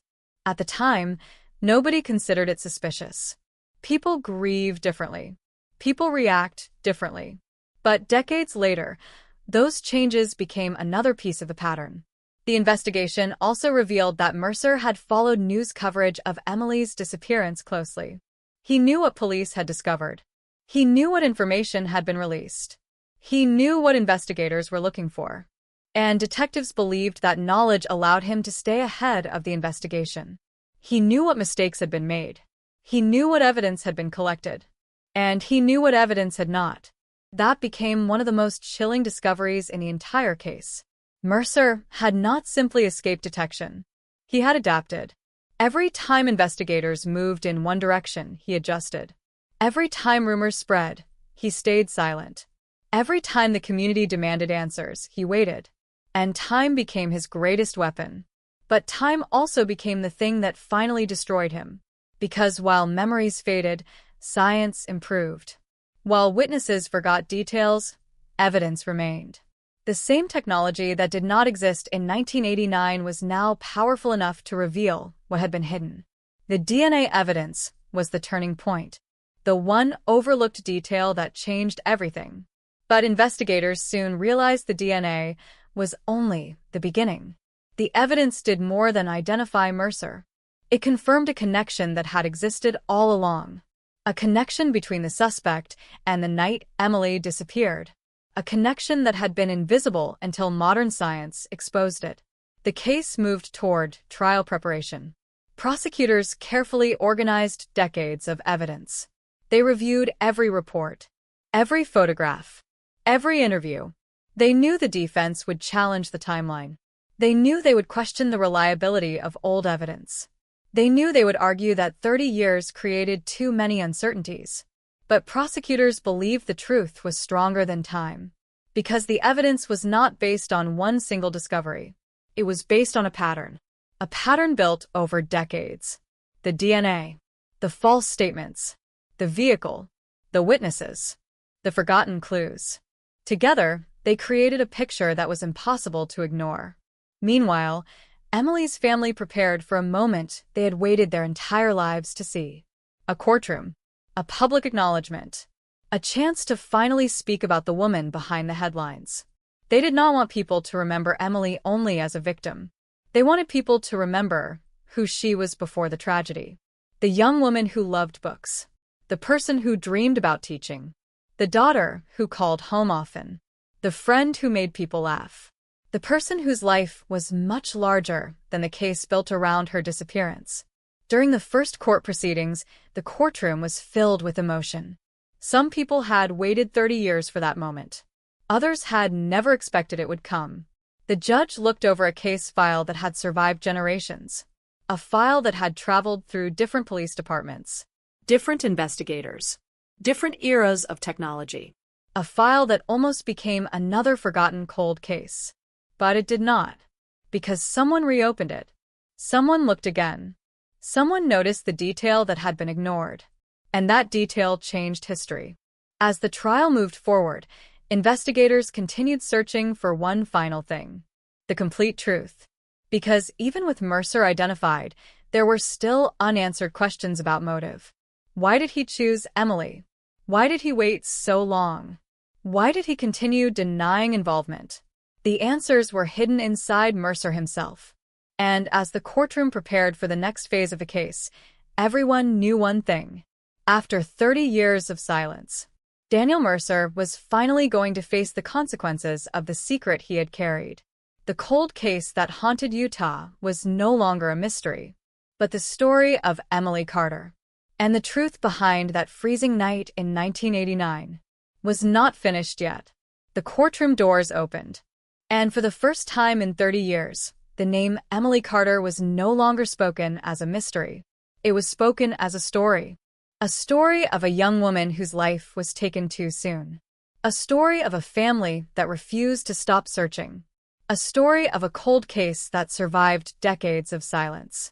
And a story of how one forgotten detail finally brought the truth into the light. The trial of Daniel Mercer became one of the most closely watched criminal proceedings Utah had seen in years. Not because the evidence was simple, not because the case was easy, but because everyone wanted to understand one thing. How did someone manage to hide a secret for so long? The prosecution began by showing the jury the timeline. Not with dramatic statements, not with accusations, but with facts. January 14th, 1989. Emily Carter closes the bookstore. 10:30 p.m. She walks toward her vehicle. Minutes later, she disappears. The next morning, her car is discovered.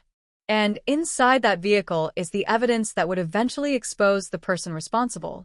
The prosecutors carefully explained how the original investigation had unfolded, how detectives searched, how volunteers looked through snow-covered fields, how the community waited, how years passed without answers.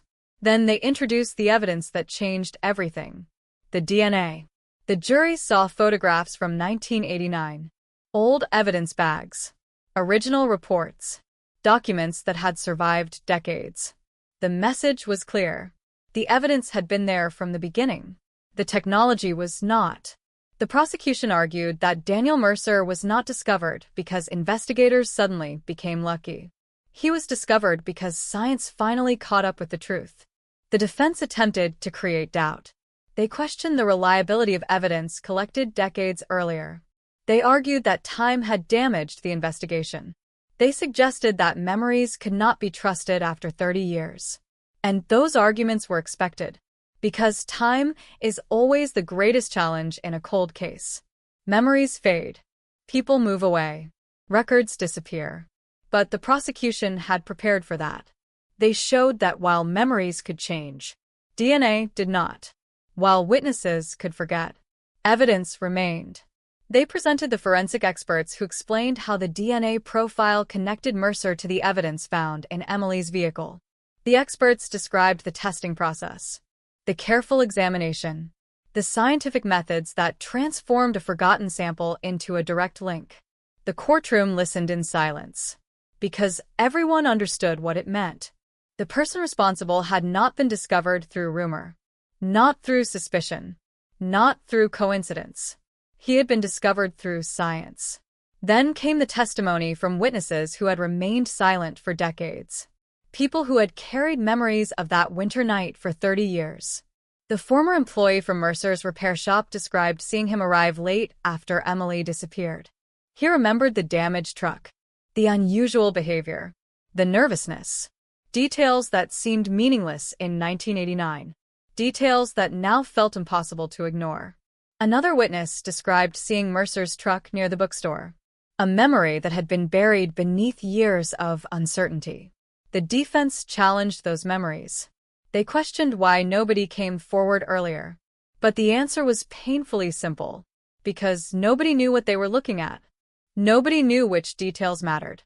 That was the cruel reality of the case. The clues existed, but they were scattered, waiting for someone to connect them.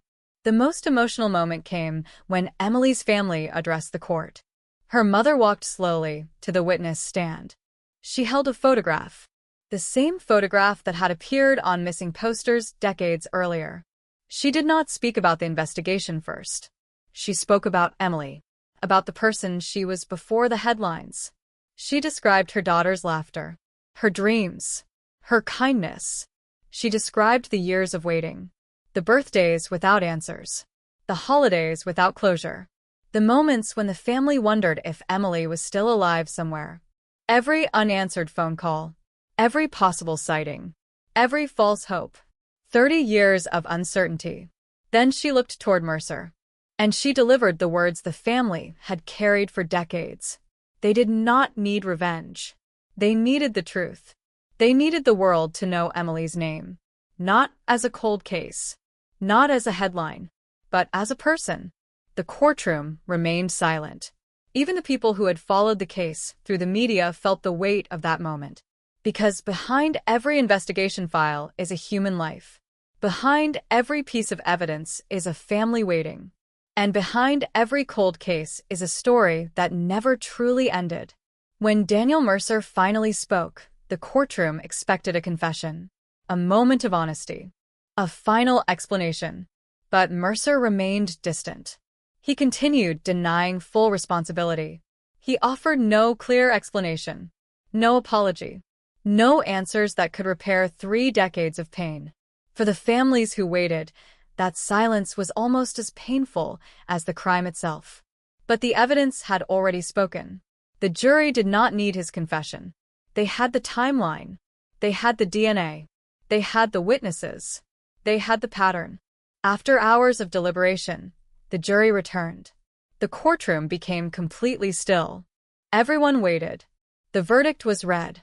Guilty. A single word, but a word that carried 30 years of pain behind it. Outside the courthouse, reporters gathered. Cameras flashed. The headline was everywhere. Utah 1989 cold case solved. DNA evidence exposes suspect after 3 decades. But for the people who knew Emily, the headline was not the ending.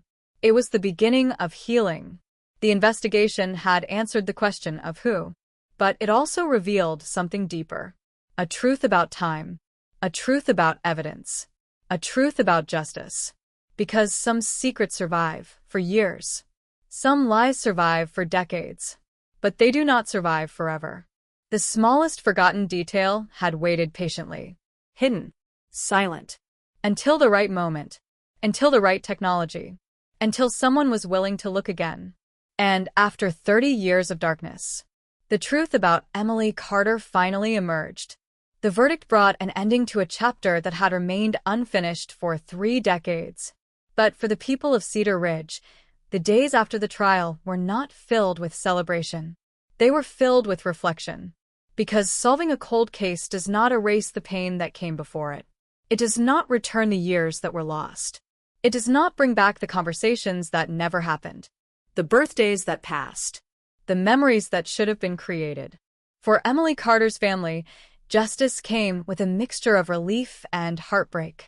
They finally knew the truth. But the truth was something they had spent 30 years hoping they would never have to accept. The town changed after the verdict. For years, Cedar Ridge had carried the weight of uncertainty. Every winter, every snowfall, every quiet night, people remembered the same question. What happened to Emily? Now that question had an answer. But the answer left behind a different kind of silence. Residents who had lived through the investigation remembered how the disappearance changed the community. They remembered the search parties moving through frozen fields. They remembered strangers volunteering. They remembered photographs of Emily placed in store windows. They remembered a town united by fear and hope. And they remembered the years when the case slowly disappeared from public attention. Like many cold cases, Emily's disappearance became part of the background. A file in a cabinet. A name on a list. A mystery people assumed would never be solved. But behind that file was always a person. And behind that person was a family still waiting. The investigation into Daniel Mercer became an example of how forgotten cases can return. Not because someone suddenly discovers a magical clue. Not because one person solves everything overnight. But because old evidence can gain new meaning. The overlooked detail that changed the case was not powerful in 1989. It was ordinary. Almost invisible. Something investigators had collected because they followed procedure. But decades later, That same detail became the bridge between the past and the present. It became the connection between a crime scene and a suspect, between a question and an answer, between a family's pain and a moment of justice. For the detectives who reopened the case, the investigation became personal. They had inherited a mystery created before many of them joined law enforcement. They had inherited old reports, old photographs, old interviews, a case filled with unanswered questions. But they treated it as if it happened yesterday. They studied every page, every piece of evidence, every forgotten note, because they knew something important. A cold case is never truly cold. It is only waiting, waiting for new technology, waiting for someone to notice what everyone else missed. The detectives later admitted that the most difficult part of the investigation was not finding evidence. It was believing there was still evidence to find. 30 years creates doubt. It creates distance. It creates the feeling that the truth may have disappeared forever. But Emily's case proved that time does not always destroy the answers. Sometimes time protects them. Sometimes time preserves the smallest details until the moment they are needed. The final investigation report revealed how many pieces had eventually come together. The DNA evidence, the witness accounts, the vehicle records, the inconsistent statements, the hidden connections. No single clue solved the case alone. The truth emerged because every detail finally pointed in the same direction. That was the lesson investigators wanted people to remember. A case is not solved by one discovery. It is solved when every unanswered question begins leading toward the same truth. Years after the trial, Emily's story continued to be remembered. Not because of the crime, but because of the person she was. Her photograph was no longer displayed as a missing person. It was displayed as a reminder of a life. A reminder that every name in a cold case file belongs to someone. Someone loved. Someone remembered. Someone whose story deserves to be told. The old bookstore where Emily worked became one of the places people visited when remembering her. The building had changed over the years. The streets had changed. The town had changed. But the memory remained. People still remembered the young woman who walked those streets in 1989. The woman who loved books. The woman who had plans. The woman whose disappearance created a mystery that lasted 30 years. And the woman whose story eventually helped prove something investigators had always believed. No matter how much time passes, the truth leaves traces. The final years of the investigation also changed how local law enforcement approached unsolved cases. Old evidence was reviewed. Previous assumptions were questioned. Files that had been untouched for years were reopened. Because Emily Carter's case showed that a forgotten piece of evidence could become the most important evidence. A detail dismissed decades earlier could become the key to justice. And somewhere across the country, hundreds of other cold cases remained waiting. Waiting for someone to look again. Waiting for technology to catch up. Waiting for one overlooked detail to finally speak. The story of Emily Carter ended with an arrest. A conviction. A final answer. But the shadow of that January night never completely disappeared. Because some cases leave marks deeper than court records. They remain in the memories of communities. They remain in the hearts of families. They remain as reminders of the lives interrupted and the questions that refused to die. 30 years after Emily disappeared, the silence was finally broken. The evidence had finally spoken. The mystery had finally ended. And the person who believed he could hide forever learned the truth that investigators had never forgotten. Time may slow justice. Time may hide the answers. But time does not erase the truth. And in the mountains of Utah, after 3 decades of uncertainty, the cold case that haunted a town finally reached its final chapter. For decades, the disappearance of Emily Carter existed in a space between hope and heartbreak. A place where families wait. Where investigators search, where communities remember, a place where every unanswered question feels heavier with every passing year. But after the conviction of Daniel Mercer, the case entered a new stage. The stage where investigators looked beyond the arrest, beyond the courtroom, beyond the headlines. They looked at the damage left behind. The lives changed. The people who carried the weight of the mystery for 30 years. Because solving a case is not only about finding the person responsible. It is about understanding what was lost. And in Emily Carter's case, the loss was felt far beyond one family. The entire community had changed the night she disappeared. Before January 14, 1989, Cedar Ridge was the kind of town where people left their doors unlocked, where neighbors knew each other, where familiar faces brought comfort. But after Emily vanished, something shifted. People became more cautious, more suspicious, more aware that danger could exist in ordinary places. The case became a warning, a reminder that appearances could be deceiving. And for many residents, that was the hardest truth to accept. The person responsible was not a stranger hiding somewhere unknown. He was someone who had walked the same streets, someone who had spoken with people every day, someone who had been part of the community. The investigation revealed how easily a person could hide behind normal behavior. Daniel Mercer was not someone who looked like a threat. He did not fit the image people expected. That was one reason the case remained unsolved for so long. People searched for a monster, but they overlooked the ordinary person standing nearby. The detectives who worked the case later explained that this was one of the most difficult parts. Human beings naturally look for obvious signs. They expect dangerous people to look dangerous. They expect suspicious behavior to be easy to recognize. But reality is different. Sometimes the truth is hidden behind routine, behind familiar conversations, behind a person everyone believes they understand. The final investigation also revealed new details about Emily herself. After her disappearance, many people remembered only the tragedy. But the cold case team wanted to restore the full picture. They collected stories from friends and family. They gathered photographs. They reviewed old journals. They wanted the world to know Emily before she became a headline. She was not just the woman from a missing poster. She was a person with a future. A person who laughed loudly. A person who cared deeply about others. A person who believed the world was full of possibilities. Her friends described how she would spend hours reading in quiet corners of bookstores. How she photographed abandoned buildings because she believed forgotten places still had stories.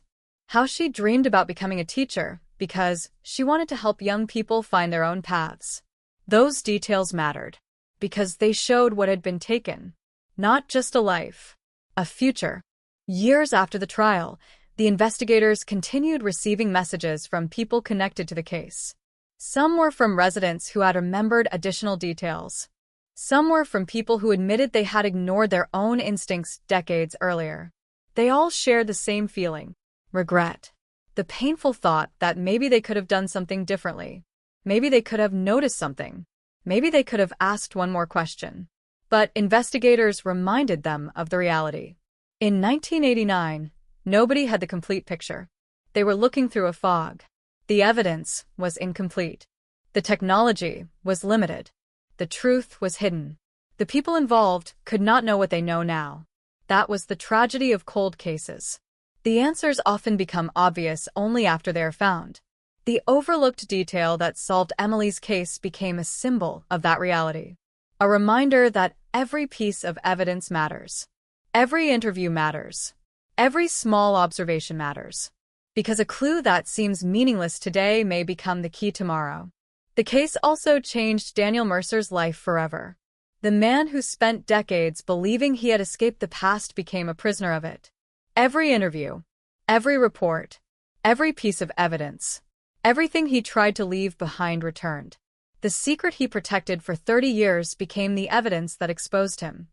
And the one thing he underestimated was time. He believed time would weaken the case. Instead, time created the technology that solved it.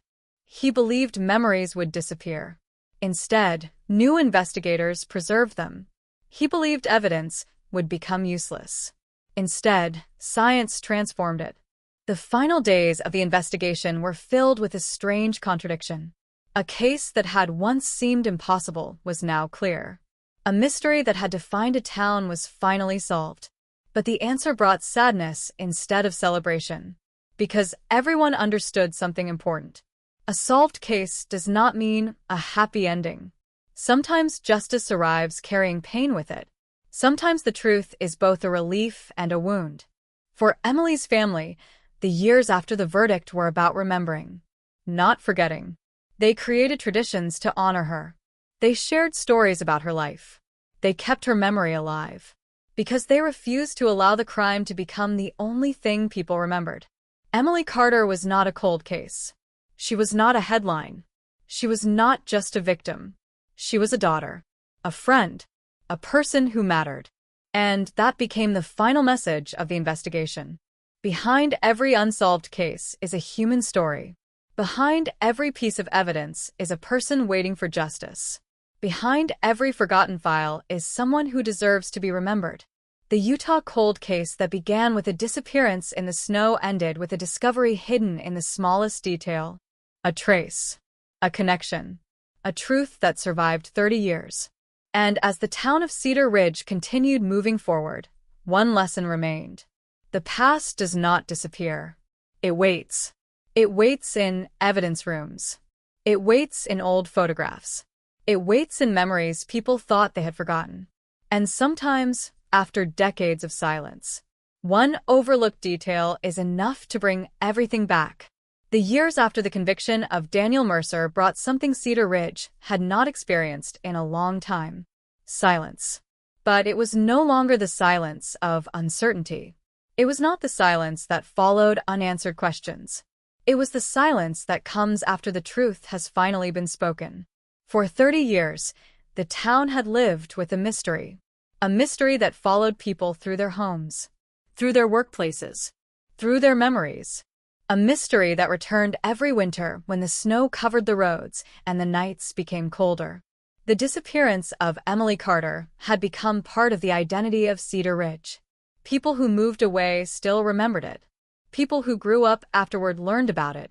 Parents told their children about the case, not to create fear, but to remember. Because Emily's story became something larger than the crime itself. It became a reminder that forgotten cases can still find answers, that families can still receive justice, that evidence can survive longer than anyone expects. The final review of the investigation revealed just how close the truth had been all along. The clues were never completely gone. They were scattered, waiting for someone to connect them. The abandoned vehicle, the anonymous phone call, the witness who remembered a dark pickup truck, the mechanic who changed his story, the damaged truck, the forgotten biological evidence. Every piece existed separately. For years, they appeared meaningless. But when investigators placed them together, they created a picture that could no longer be ignored. That was the power of the cold case investigation. It did not rewrite history. It revealed what history had been hiding. The detectives who worked the final stages of the case described the moment they realized the evidence was pointing toward Mercer. It was not one dramatic discovery. It was a gradual realization, a feeling that every unanswered question was beginning to connect. The more they looked, the more they found. The more they questioned, the more the past revealed.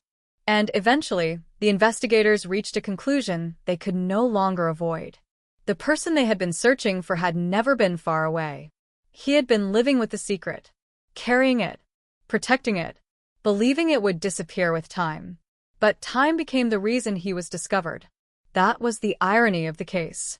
The same years that seemed to protect the truth eventually exposed it. Technology changed. Investigations changed. The world changed. But the evidence remained. The overlooked detail that solved the case became a lesson taught to investigators across the region. Never dismiss what seems insignificant.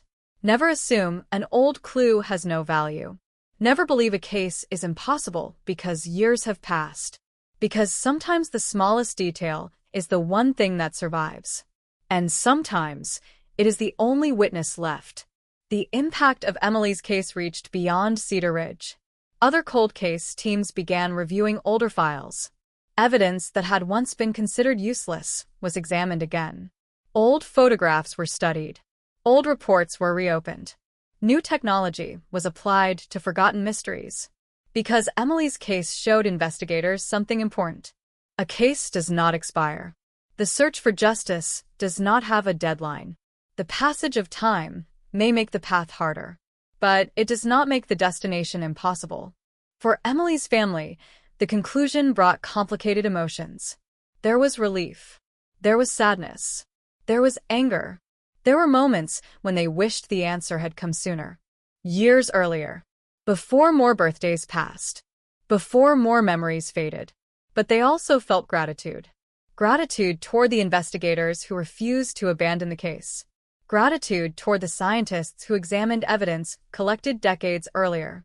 Gratitude toward everyone who kept Emily's name alive. Because without those people, the truth might have remained buried. The final public statement from Emily's family focused on one message. Remember the person. Not just the crime. They wanted people to remember her dreams. Her personality. Her kindness. They wanted her life to be louder than the tragedy that ended it. And that became the final chapter of Emily Carter's story. Not a story about disappearance. Not a story about fear. But a story about perseverance. A story about the power of truth. A story about how one overlooked detail can change everything. Years after the investigation ended, the original case file remained preserved. Inside were decades of history. Photographs, documents, evidence, notes written by investigators who never got to see the final answer. Many of those officers had retired before the case was solved. Some never knew that the mystery they carried would eventually be completed. But their work mattered. Every interview, every search, every report, every piece of evidence collected in 1989 helped create the path to justice. The final investigators were not solving a new case. They were finishing an old one. They were continuing a story that began 30 years earlier. A story that survived because people refused to forget. And that may have been the most important lesson from the Utah cold case. Not every mystery is solved quickly. Not every answer comes when people want it. Sometimes justice moves slowly. Sometimes it takes years. Sometimes it takes decades. But as Emily Carter's case proved, the truth has a way of waiting. It waits beneath the surface. It waits inside forgotten evidence. It waits for the right moment. And when that moment arrives, even the smallest overlooked detail can become impossible to ignore. The winter night of 1989 began with a disappearance that shocked a community. It ended decades later with a truth that finally brought closure. The cold case that once seemed impossible had been solved. The unanswered questions had finally found their answers. And the name Emily Carter was no longer connected only to mystery. It was connected to justice, to remembrance, to a story that proved one undeniable fact. No matter how much time passes, the truth never truly disappears. The final chapter of Emily Carter's case was not written inside a courtroom. It was written in the quiet moments afterward, in the empty streets of Cedar Ridge, in the homes of people who had spent decades waiting, in the memories of those who still remembered the young woman who disappeared on a freezing night in January. Because even after justice was delivered, the town understood something important. A conviction can close a case, but it cannot erase history. It cannot erase the fear, the questions, the years lost. For 30 years, Emily's disappearance had existed like a shadow over the community. A shadow that followed every winter storm, every missing person report, every reminder that some answers remain hidden. But now, the shadow had a name: Daniel Mercer. And the truth that investigators uncovered revealed one of the most haunting realities of criminal investigations. Sometimes the person responsible is not hidden because there are no clues. Sometimes they are hidden because nobody knows how to see the clues yet. The evidence against Mercer had been built over decades. Not through one discovery, not through one confession, but through patience, through persistence, through the belief that the past still had something to say. The final investigators reviewed the original case files one more time after the trial. They found handwritten notes from detectives who worked the case in 1989. Notes filled with questions. Questions that had no answers at the time. One sentence appeared repeatedly throughout the documents. Something does not fit. Those words represented the frustration investigators felt decades earlier. They knew something was wrong. They knew Emily had not simply disappeared. They knew someone held information, but they could not prove it. The technology did not exist. The evidence was incomplete. The answers were trapped inside details that nobody could yet understand. That was the tragedy of the original investigation. The detectives were not careless. They were fighting against the limits of their time. They collected what they could. They followed every lead available. They searched every location they believed mattered. They interviewed everyone connected to Emily. They did everything they could. But some truths require time before they can be uncovered. And time eventually brought the breakthrough. The DNA evidence that changed the case became more than just scientific proof. It became a symbol of everything that had been missed. A reminder that evidence does not always reveal its importance immediately. A fingerprint can wait. A photograph can wait. A biological sample can wait. The truth can wait. But it does not disappear. That was the message investigators repeated when speaking about the case. They wanted families of other missing people to understand one thing. A cold case is not a forgotten case. It is an unfinished case. And unfinished cases can still find endings. After the trial, Emily's name returned to the places where it belonged. Not just in police reports, not just in news articles, but in conversations. People began sharing stories about her again. Friends who had not spoken publicly in years remembered small moments. The way she smiled, the way she listened, the way she made ordinary days feel special. Those memories became important because they restored something the crime had taken away. Emily's identity. For years, the world knew her because of what happened to her. Now people remembered who she was. The young woman before the tragedy. The person with hopes. The person with dreams. The person whose life mattered. The final investigation also revealed something disturbing about the way Mercer maintained his secret. He did not hide because he was invisible. He hid because he believed nobody would look again. He believed the passage of time would protect him. He believed old evidence would remain old forever. That belief became his greatest mistake, because every year that passed brought new possibilities, new technology, new investigators, new ways of seeing the same evidence. The detail that solved Emily's case had been there for decades, waiting. And when investigators finally looked at it with new eyes, everything changed. The case became a powerful example of how modern forensic science has transformed criminal investigations. A crime scene from the past can still speak. An old piece of evidence can still reveal a secret. A forgotten clue can still expose a person who thought they had escaped forever. For the Cedar Ridge community, the lesson was unforgettable. Justice may arrive late, but late justice is still justice. The winter night that began with fear ended with answers. The disappearance that created decades of uncertainty ended with the truth. And the person who believed the secret would remain buried discovered something that investigators had known all along. Secrets leave traces. Even the smallest ones. Especially the smallest ones. The final image many people remembered from the case was not the courtroom. Not the arrest. Not the headlines. It was something much quieter. A photograph of Emily Carter smiling. A reminder of the person at the center of the story. A reminder that behind every investigation is someone who mattered. Someone loved. Someone missed. Someone whose story deserves to continue. And that was the final legacy of the Utah 1989 cold case. Not only that a suspect was found, not only that evidence revealed the truth, but that one overlooked detail proved something investigators had always believed. The truth may be delayed. It may be buried. It may be hidden beneath decades of silence. But it never truly disappears. Because, eventually, someone will look again. And when they do, the smallest forgotten clue can become the voice of someone who has been waiting 30 years to be heard. The story of Emily Carter did not end when the courtroom emptied. It did not end when the verdict was announced. Because some cases continue living long after the final legal documents are signed. They remain in the memories of the people who searched, the people who waited, the people who never stopped asking questions. For Cedar Ridge, Emily's disappearance had been more than an investigation.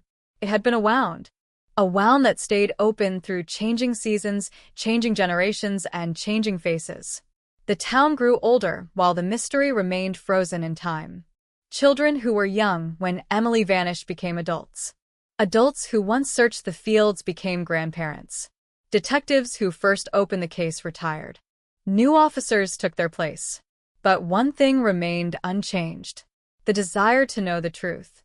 And when the truth finally arrived, it carried a powerful reminder. No case is ever truly forgotten as long as someone remembers the person behind it.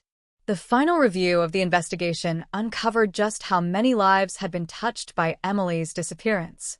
The volunteers who walked through snow-covered landscapes, the officers who searched abandoned roads, the friends who kept her photograph, the family members who refused to accept silence.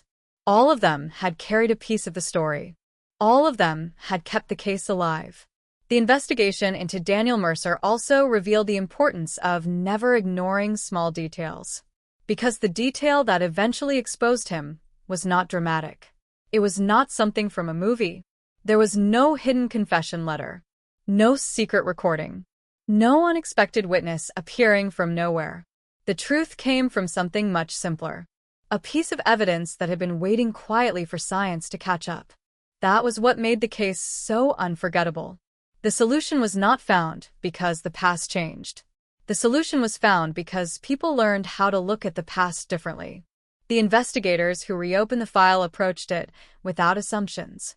They did not believe they already knew what happened. They did not believe the original investigation failed. They understood that every investigation is limited by the tools and knowledge available at the time.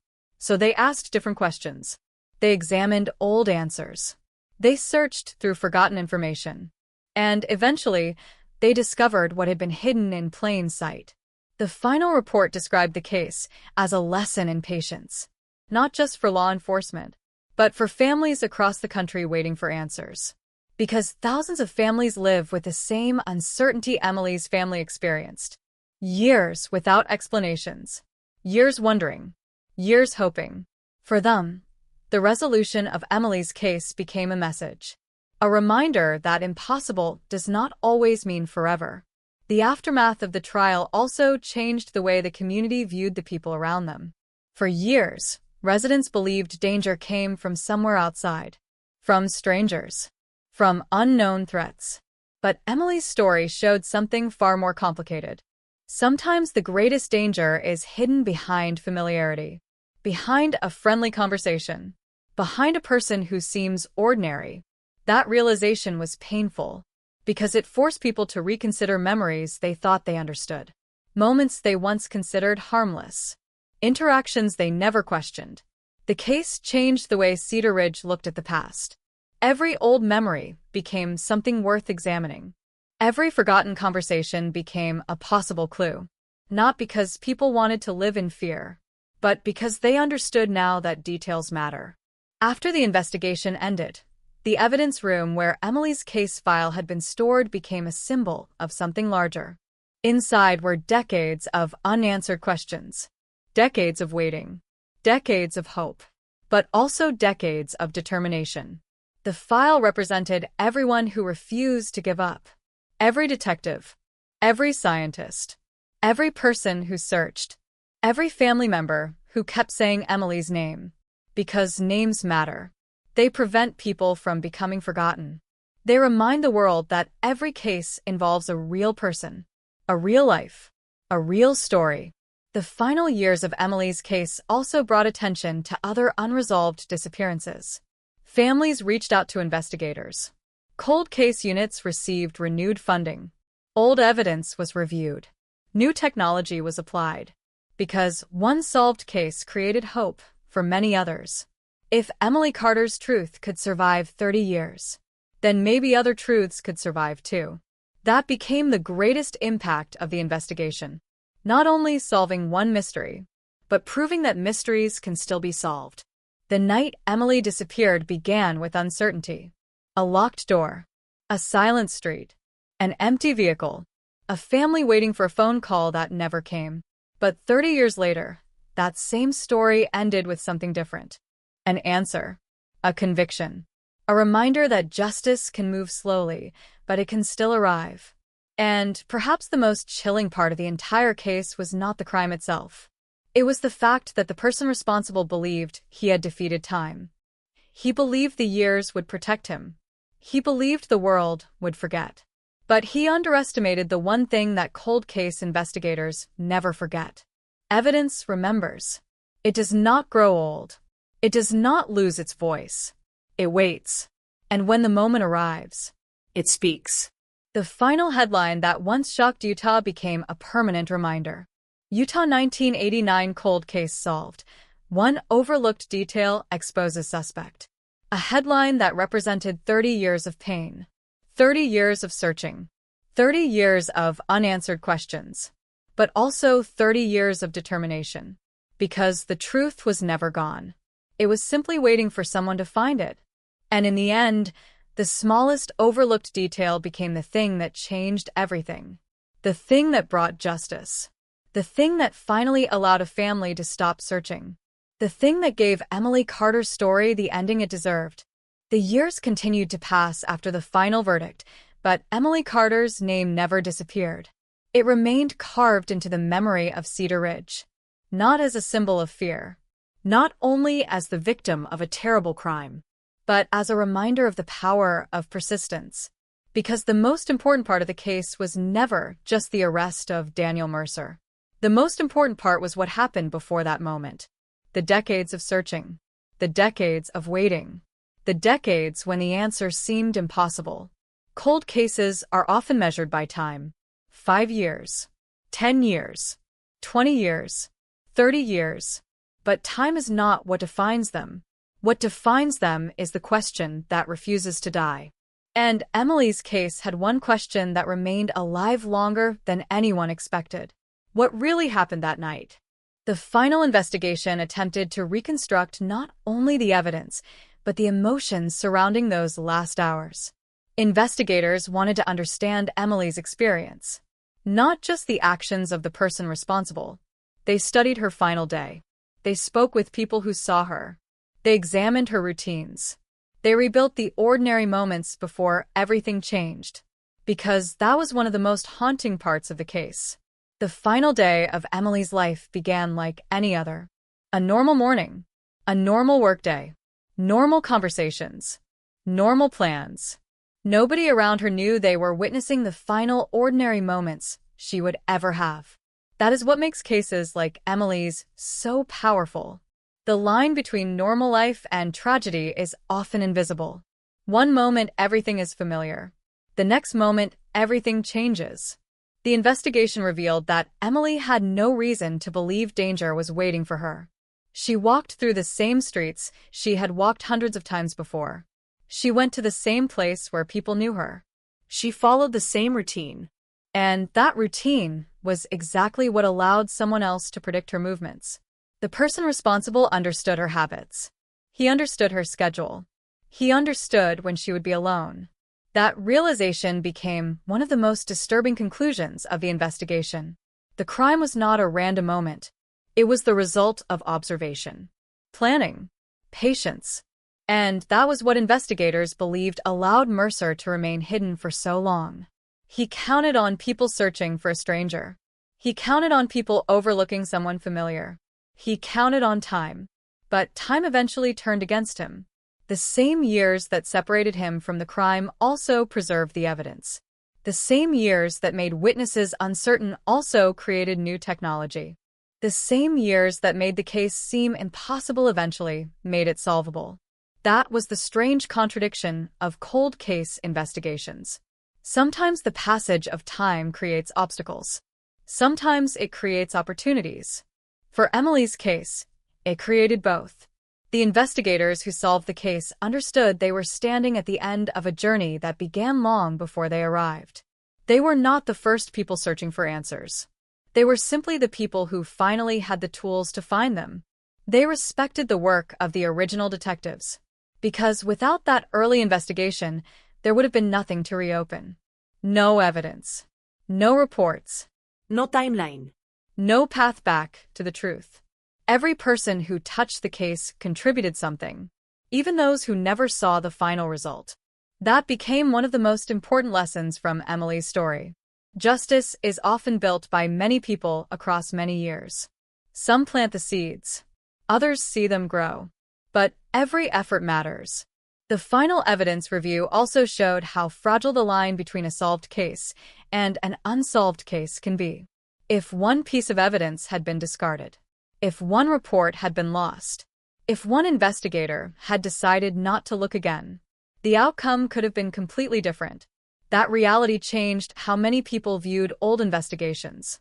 Because sometimes the difference between a mystery and an answer is one overlooked detail, one question, one decision, one person willing to try again. Years later, detectives involved in the case still remembered the moment they realized the investigation was finally moving. Not because they found a dramatic confession, not because someone revealed a secret, but because the evidence finally created a clear path. A path that had been hidden for decades. And at the center of that path was Emily, the person whose story had been waiting to be told. The community eventually created memorials in her honor. Small reminders throughout Cedar Ridge. Places where people could stop, reflect, remember. Because memory was important. Without memory, cold cases disappear. Without people who remember, evidence loses its purpose. Without families who continue asking questions, answers may never come. Emily's story became proof that remembering matters. The final message from investigators was simple. Do not underestimate the past. Do not assume an old case has no future. Do not believe that time destroys every secret. Because sometimes the past is not silent. Sometimes it is waiting. Waiting in old photographs. Waiting in forgotten records. Waiting inside evidence collected decades earlier. Waiting for the moment when someone finally understands what it means. And when that moment arrives, a cold case can become a solved case. A mystery can become an answer. A question can finally become peace. The winter of 1989 began with a disappearance that shocked Utah. It ended decades later with a truth that could no longer be hidden. Daniel Mercer believed he had escaped the consequences of his actions. He believed the years would protect him. He believed the world would forget Emily Carter. But he was wrong, because some names are never forgotten. Some stories are never abandoned. And some truths, no matter how deeply buried, always find their way back to the surface. The final pages of the investigation file carried a strange feeling. Not the feeling of victory. Not the feeling of celebration. But the feeling of something finally being complete. For 30 years, the case of Emily Carter existed without an ending. A story that stopped in the middle. A question without an answer. A family trapped between hope and grief. But now, the silence had been broken. The evidence had spoken. The truth had returned. And the people who spent decades searching finally understood what had happened on that frozen January night. But even after everything was revealed, one question remained in the minds of investigators. How had Daniel Mercer managed to hide for so long? The answer was not simple. It was not because he was smarter than everyone else. It was not because he had erased every trace. It was because time created distance. And distance created doubt. 30 years gave him a new life. A different identity. A world where few people remembered the name Emily Carter. A world where the old investigations seemed like something from another era. That was what made the discovery so shocking. The person connected to the crime had not vanished. He had simply moved forward. He had built a routine. He had created a normal appearance. And every ordinary day that passed made the secret easier to carry. But investigators discovered something important. Secrets are heavy. They change the way people behave. They leave small signs. Small mistakes. Small moments where the truth almost escapes. Throughout the years, Mercer had avoided discussing Emily. He avoided questions about the case. He avoided places where memories could return. At the time, nobody noticed. But after the investigation reopened, Those choices became impossible to ignore. Investigators began studying Mercer's life after 1989. They looked at where he lived, where he worked, who he contacted, where he traveled. They were searching for one thing: a connection, a sign that the past had followed him. And they found it. Even after leaving Cedar Ridge, Mercer continued carrying pieces of the old crime with him. Not physical evidence, but behavior, patterns, habits. The same careful nature that helped him avoid suspicion also revealed something else. He was always controlling information, always choosing what people knew, always deciding what questions could be answered. That pattern matched the night Emily disappeared. A night where investigators believed control was everything. Control of the situation, control of the evidence, control of the story. But the one thing Mercer could not control was the future. He could not control advancements in science. He could not control investigators reopening the case. He could not control the fact that someone would eventually look closer. That was the mistake that ended everything. He believed the evidence was frozen in 1989. But evidence does not stay trapped in one moment. Technology moves forward. Knowledge expands. Old discoveries gain new meaning. The same piece of evidence that seemed useless decades earlier became the foundation of the entire case. That single overlooked detail became the thread investigators followed until the entire truth was uncovered. And once they pulled that thread, everything began falling apart. The old statements, the old explanations, the old excuses. They could no longer survive against the evidence. For the people who investigated the case, the most powerful moment was not the arrest. It was the realization that Emily had finally been heard. For 30 years, she had no voice. No way to explain what happened. No way to identify the person responsible. But the evidence became her voice. Every mark, every trace, every forgotten piece of information. Together, they told a story that had waited decades to be understood. The final days of the investigation brought investigators back to the places where Emily's story began. The bookstore, the streets, the roads outside Cedar Ridge. They walked through those locations again, not searching anymore, remembering. They imagined the young woman who had walked those same paths in 1989. A woman who had no idea that her disappearance would become one of the town's greatest mysteries. A woman whose name would remain alive because people refused to stop looking. The investigators knew that solving the case did not change what happened. It could not undo the tragedy. But it changed something equally important. It changed the way Emily's story would be remembered. For years, the question had been, where is Emily Carter? Now, the question became, who was Emily Carter? And that was the question her family wanted people to ask. Because a person should never be remembered only by the worst moment of their life. Emily was more than the night she disappeared. She was more than a case number. She was more than evidence. She was a person whose dreams mattered, whose future mattered, whose story mattered. The Utah cold case became a reminder that behind every investigation is someone waiting for justice. Someone whose name deserves to be spoken. Someone whose story deserves to reach the end. And after 30 years, Emily Carter finally had that ending. The case that once seemed impossible had been solved. The suspect who believed he was protected by time had been exposed. And the smallest overlooked detail had done what decades of searching could not. It revealed the truth. Because sometimes the answer is not hidden in the biggest clue. Sometimes it is hidden in the smallest one. The detail nobody notices. The evidence nobody expects. The piece everyone walks past. Until one day, someone finally stops. Someone finally looks closer. And everything changes. The story of Emily Carter became something that reached far beyond one courtroom, one town, or one investigation. It became a reminder of the invisible battles fought inside cold case units across the country. Cases where families wait decades. Cases where investigators chase fragments. Cases where answers seem to disappear into time. Because every cold case begins the same way. With a moment when everything changes. A person leaves home. A phone call is never returned. A door never opens again. A family realizes something is wrong. And suddenly, an ordinary day becomes the beginning of a mystery. For Emily, that moment came on a freezing night in January 1989. A night that started like any other. A night that nobody in Cedar Ridge believed would become a story told for generations. But it did. And the reason it survived was because people refused to let her become just another forgotten name. The final investigation into Emily's disappearance revealed another important truth. Cold cases are not solved only by evidence. They are solved by people. People who remember. People who search. People who refuse to accept that an unanswered question is the same thing as a lost answer.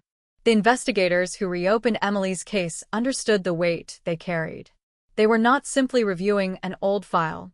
They were reopening someone's life. Every photograph represented a moment that once mattered. Every interview represented someone who had carried memories for decades. Every piece of evidence represented a possibility that Emily's family might finally receive closure.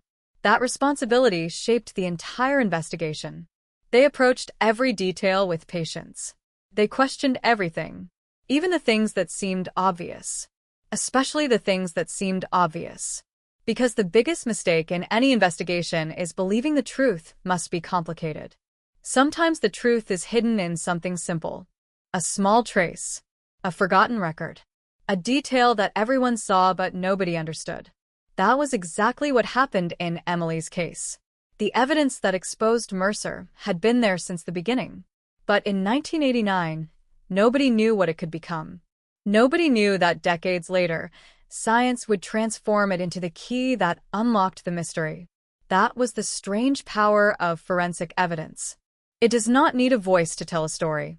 It does not need a witness standing in a courtroom. It simply waits.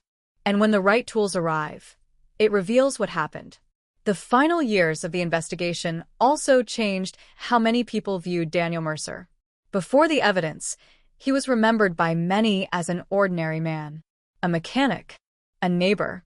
Someone who blended into the background.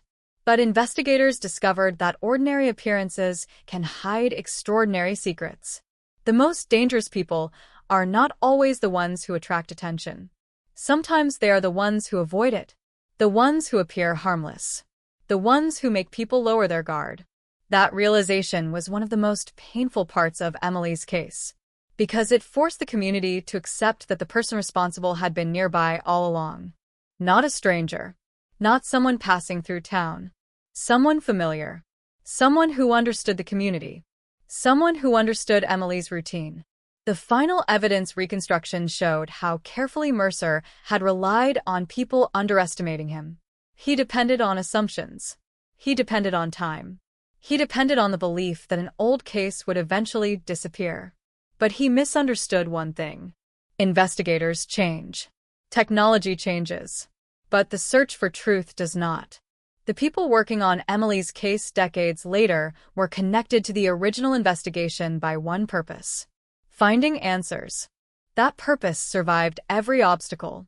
It survived changing investigators. Changing technology.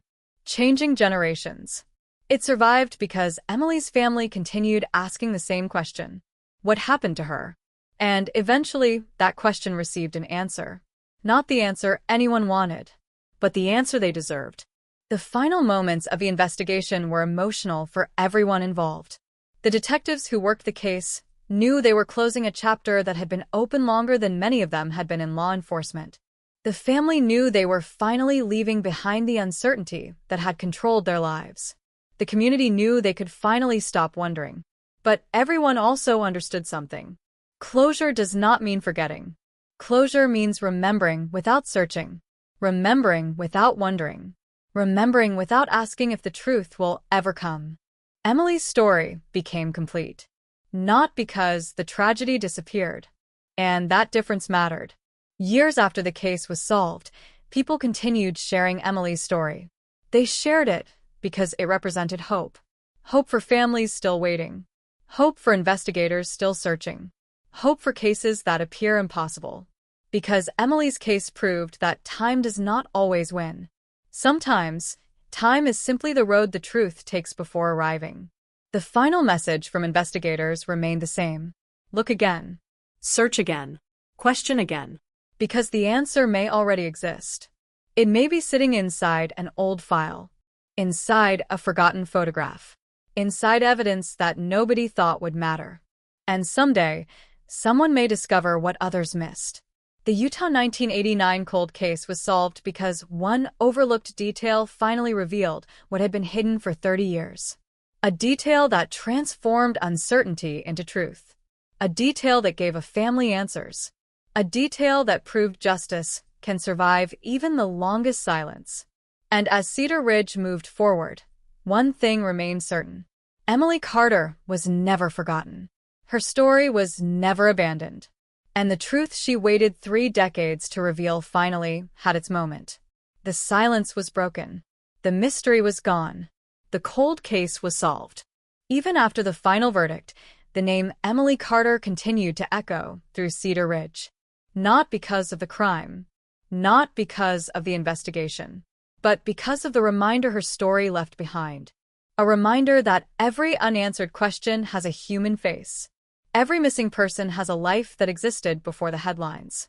Every cold case represents someone who was once loved, known, and remembered. For decades, Emily's family lived with uncertainty. The hardest part was not only losing her. It was not knowing where she was, not knowing what happened, not knowing if an answer would ever come. That uncertainty became its own kind of pain, a pain that followed them through ordinary moments. A phone ringing late at night, a knock at the door, a stranger's face in a crowd. Every possibility carried a small piece of hope, and every disappointment added another layer of heartbreak.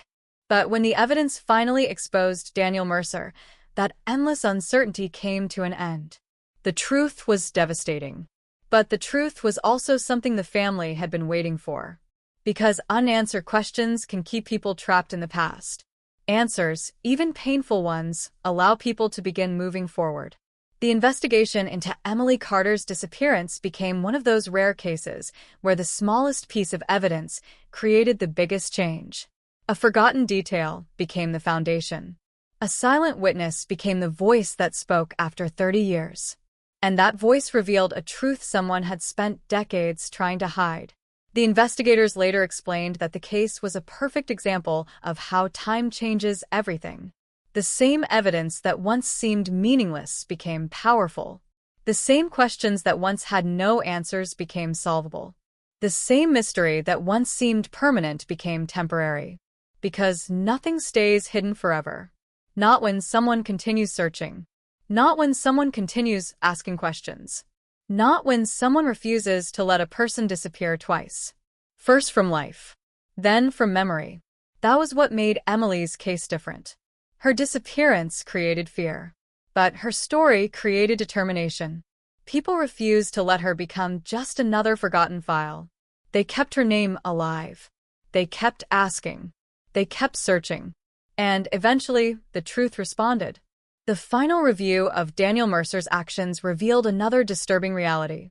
For years, he believed the investigation had ended. He believed the passage of time had protected him. He believed the evidence had become irrelevant. But he misunderstood the nature of evidence. Evidence does not need attention to exist. It does not need headlines. It does not need people talking about it every day. It simply remains, waiting. That was the mistake made by countless offenders throughout history. They believe silence means safety. They believe forgotten means gone. But forgotten is not the same as erased. And hidden is not the same as destroyed. The investigators who solved Emily's case understood that better than anyone. They had seen what happened when old evidence was given a second chance. They had seen how technology could reach backward through time. They had seen how one small discovery could rewrite an entire investigation. And they knew there were other cases waiting for the same opportunity. Other families waiting for the same moment. Other mysteries waiting for someone to look again.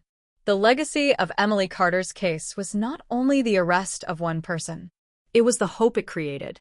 Hope for people who had spent years believing they might never receive answers. Hope for investigators who continued working on cases that seemed impossible. Hope that justice was not limited by time. Because 30 years is a long time. Long enough for people to forget.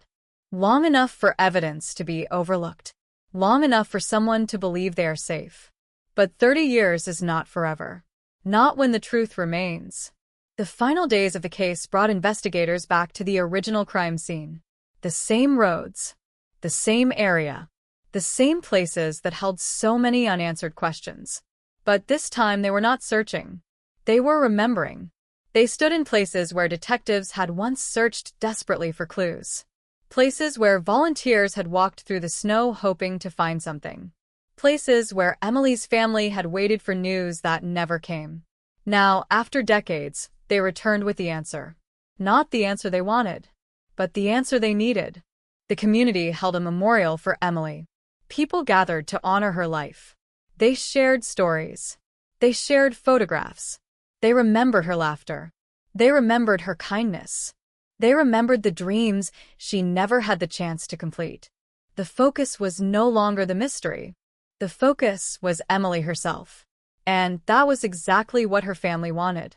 They wanted the world to know that her story did not begin with tragedy. Her story began with life, with dreams, with friendships, with moments that mattered. The crime took away her future, but it could not erase her past. It could not erase who she was. It could not erase the people who loved her. And it could not erase the truth.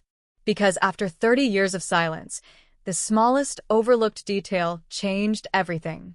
It connected the past to the present. It connected a forgotten piece of evidence to a living person. It connected a mystery to an answer. And it proved something investigators had believed from the beginning.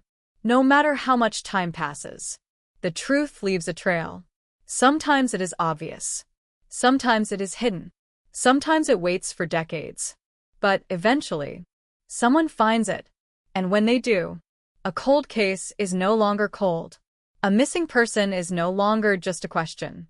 And a family that spent years waiting finally receives the one thing they needed most. The truth. The truth did not arrive with a single dramatic moment. It arrived slowly.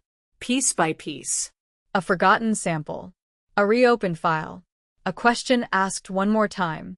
That was how Emily Carter's story finally reached the end.